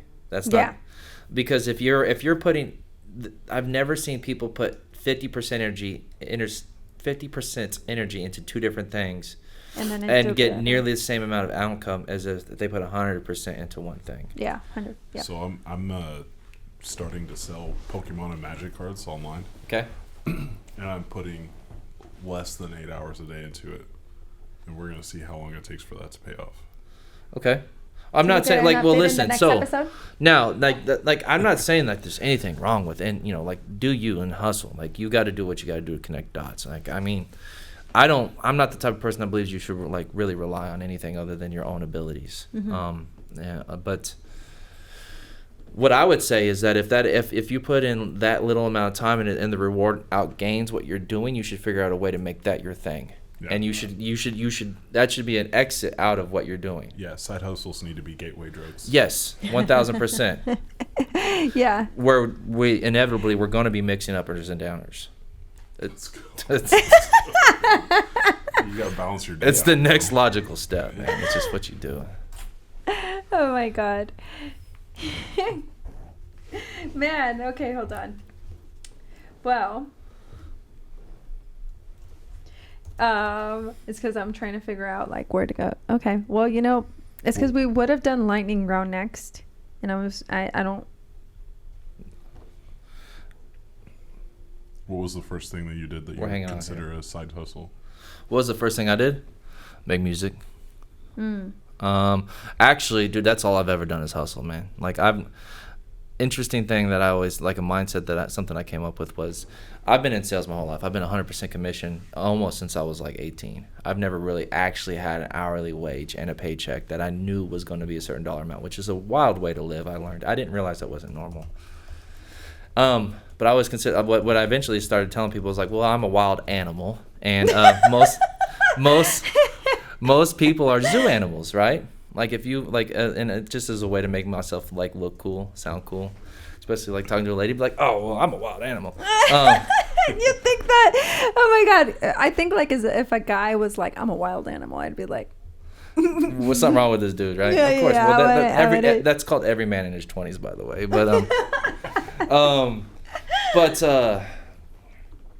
But really though, like when I the difference between zoo animals and wild animals, a zoo animal is fed, but it has no choice in how much or what it's eating. Mm-hmm. But it knows it's going to get fed. You know you're going to get a paycheck, and you know how much you're going to get. And me as a wild animal, I don't know if I'm going to eat unless I go out and I hunt. I see what you're saying. But you do learn what I did learn about this was the beauty of farming. As a hunter, well, it's kill, eat, kill, eat, kill, eat. Mm-hmm. And this also will circle this back into faith and religion. Is that when you learn to farm, you learn that yes, you have to be very consistent. And you have to be very diligent. But once you do, when you take something from seed to fruit, Mm-hmm. the bounty is plentiful. It's abundant. There's like one seed, one piece of fruit. Like one apple has 10 seeds in it, or 8 seeds, 7 seeds in it. One of those seeds turns into a tree and gives you 1,000, 2,000 apples every year, and each of those apples has the ability to make. And that's why I grow the oranges and the watermelons in my backyard, you guys. Exactly. In Wichita, Kansas. Yes. We're gonna go to year lightning round, by round. the way. Huh? Okay, go ahead. Year No. round. Yeah. Year round. It's December. It's only 20 degrees out. They grow great. It's December 6th right now, and I plucked this guy beautifully. Mm-hmm. I went out there. Lightning round. Yeah, so we're actually going to do one question in lightning round. This is where you will ask something. That was lightning? I was like, what's that Lightning noise? doesn't make a sound. Remember, this is thunder. Yes. So this is where we're going to ask you. Normally we'd shoot fire questions, but honestly, all of the lightning ones, we've kind of gone through all of them. So we're just going to ask one, and that's what's going to lead us to conclusion. Cool. What's your most controversial anime opinion? Oh, jeez. I don't even know how you have controversy with anime. You didn't like Attack on Titans or finish it. Again, So I didn't say I didn't like that's it. controversial. I don't know. I mean, I'm against so many according people. to Reddit, it's According not. to Reddit, right now I'm with so many people from. I'm in the room of Reddit people. Right. I mean, is it us? Is it our fault? So I don't associate myself with weird people all the time. well, okay. So I have one. Oh, you have one? please, yeah, help me out here, man. Like, I don't know. Like, I'm not. Even though I dove in deep, I'm not really wide. Like, so, like, yes, I have Naruto socks on right now, right? But I haven't seen a ton of anime. Mm-hmm. I just know that once I discovered kind of what it was, and my son got me into it, by the way, right? Mm-hmm. So it's something we could share. But what I loved about it was the attitude and the mindset of and I know there's, and I have this opinion that there is a loss in translation, because you know how most of what I watch is in English. Yeah. But every anime, they say no matter what. That is like a key phrase you see in every anime. Like, I'm going to do this no matter what. I bet in Japanese there's a really cool word or phrase or something that no matter what is being translated from, that I would love to know like more about what that is. Oh, that's a good one. Yeah. But that is the key theme that at least the ones I watch. And, you know, That's a good like one. Demon Slayer is one I've seen everything on, which I'm a fan of. I've watched The Shield Hero, which is like a newer one. But honestly, it's kind of hard to like, it's daunting to find a next one, like more to go into, because it's Attack on Titan. for you, for sure. Let's do it. I'll watch it. It's 'cause- and actually, the way you described the ending, I'm extremely fascinated now to see more. Because I want to know. And a lot of shows, season one doesn't actually pick up. Like, that's like a lot of Yeah. shows that are great. It takes a whole season to create the environment. Or sometimes they're establish. backwards. I really like Tokyo Ghoul. First season is so good. The rest of them tapped out. Yeah, I don't know what the fuck is going on. So See, I'll watch whatever. season one maybe, but Yeah. and I would love any input on anime, because I like to ask people about things. But like, I mean, I watched about 100 and something episodes of One Piece, and One haven't Piece even is way too long. scratched the surface on Yeah. that, man. It's wild. I would not watch One Piece as a binge there's watcher. 1100. Yeah, I as a think it's binge further watcher, than that. no Like, way. I think they're close to 12 now, Yeah, it's or like even 13. 1170 or something. Oh, like God, that. it's Oh a my lot. god, The yeah. 1160. As a binge watcher, no. No, Yeah. thank you. Like, What was your like, controversial? You literally will never come back. We'll never No, see you again. I'm not doing it. Yeah, sorry. We're kind of in the same boat. Is English dubbed anime is still good. Dude, I really dig it. And what's crazy is when you fall That in is a very big controversy. I like that. That was a great approach. Volcano High proved it. There we go. Wait, See? Well, I mean, like, I don't- wait, Sold, the movie done. Yeah, the movie. where Well, they had all the Lil Jon and everybody did? Yes. No, that was a travesty. No, I because love I it. watched the original first before that came out. Well, and I was and like, what is this? That's what I was gonna say, is that when you fall in love with the character, the voice is part of who they Yes. are. And then Yeah, when you hear can't- them in the yeah. other, like You when you can't hear them do. in Japanese, you're like, oh. It's like Goku. like, It's like let's- Goku. I cannot watch him in Japanese. Like, it's like, what? He sounds like a little tiny man. I'm so sorry, Dad. I've never seen it in Japanese. Like, yeah. honestly, no, listen to him and then here's listen one. to Here's one. Vegeta Is and him like, too. I'm old school, so I didn't get past Z. Dragon Ball Z is the most stressful thing I think I've ever Yeah. watched in my life. Dragon Ball Z, like, especially like the Frieza arc. Yeah. God, I was like exploding on the inside. Like, when you're like 160 episodes into one fight. Yes. This is yes. Screw this, dude. I'm out. I man. still It's- stayed. I'm but out. Yeah. I'm not. Yeah, no, it I is- mean, it yes, is- but it I, is but like that. Yeah, I was 100%. like, when he started getting into anime, and I was like, oh, I can relate. Let's watch Dragon Ball Z together. Me and my brother used to watch it back in high school, right? Like, I'm watching this. I'm like, dude, how did we waited a whole day for this? Yeah. For the whole year, we went a whole year, and we didn't get it. Like, we had to wait 24 hours to see what happens next. Yeah. I feel like it's almost the only way it's palatable, because when you watch them back to back to back to back to back, Yeah. and you watch 10 episodes, Yeah, it's the you're you like can't. 60 episodes in, and this dude's still doing push-ups in Yeah. a spaceship. And the hyperbolic time tube. Yeah, dude. Just gotta get ready. Right? 14x gravity. You know what I mean? Like, Oh my god. Like Seriously. literally, Leo tapped out. Like he's like, nah, I'm good. Yeah. Okay. So, Yeah. Travis, we've now heard a little bit about you, your stories, your background, your wild interests, your weirdness. Tell us and our listeners where they can find you and support you. Or support what you're doing. That's a great question. I mean, I really am only on Facebook for the most part. Mm-hmm. I live in Wichita, Kansas. This is my office. And then responsive mortgage. So yes, responsive. Sorry. So yeah, Facebook, just Travis Wendt, WENDT. Don't forget the D. Sorry, I just made that up. Shameless self-plug. Yeah. Right. So, Ovaries and bananas. Yep. Oh yeah. Pa arriba. Definitely getting some ovaries. Definitely gets ovaries. Cheers, huh? Pa arriba, pa abajo, pa el centro y pa dentro.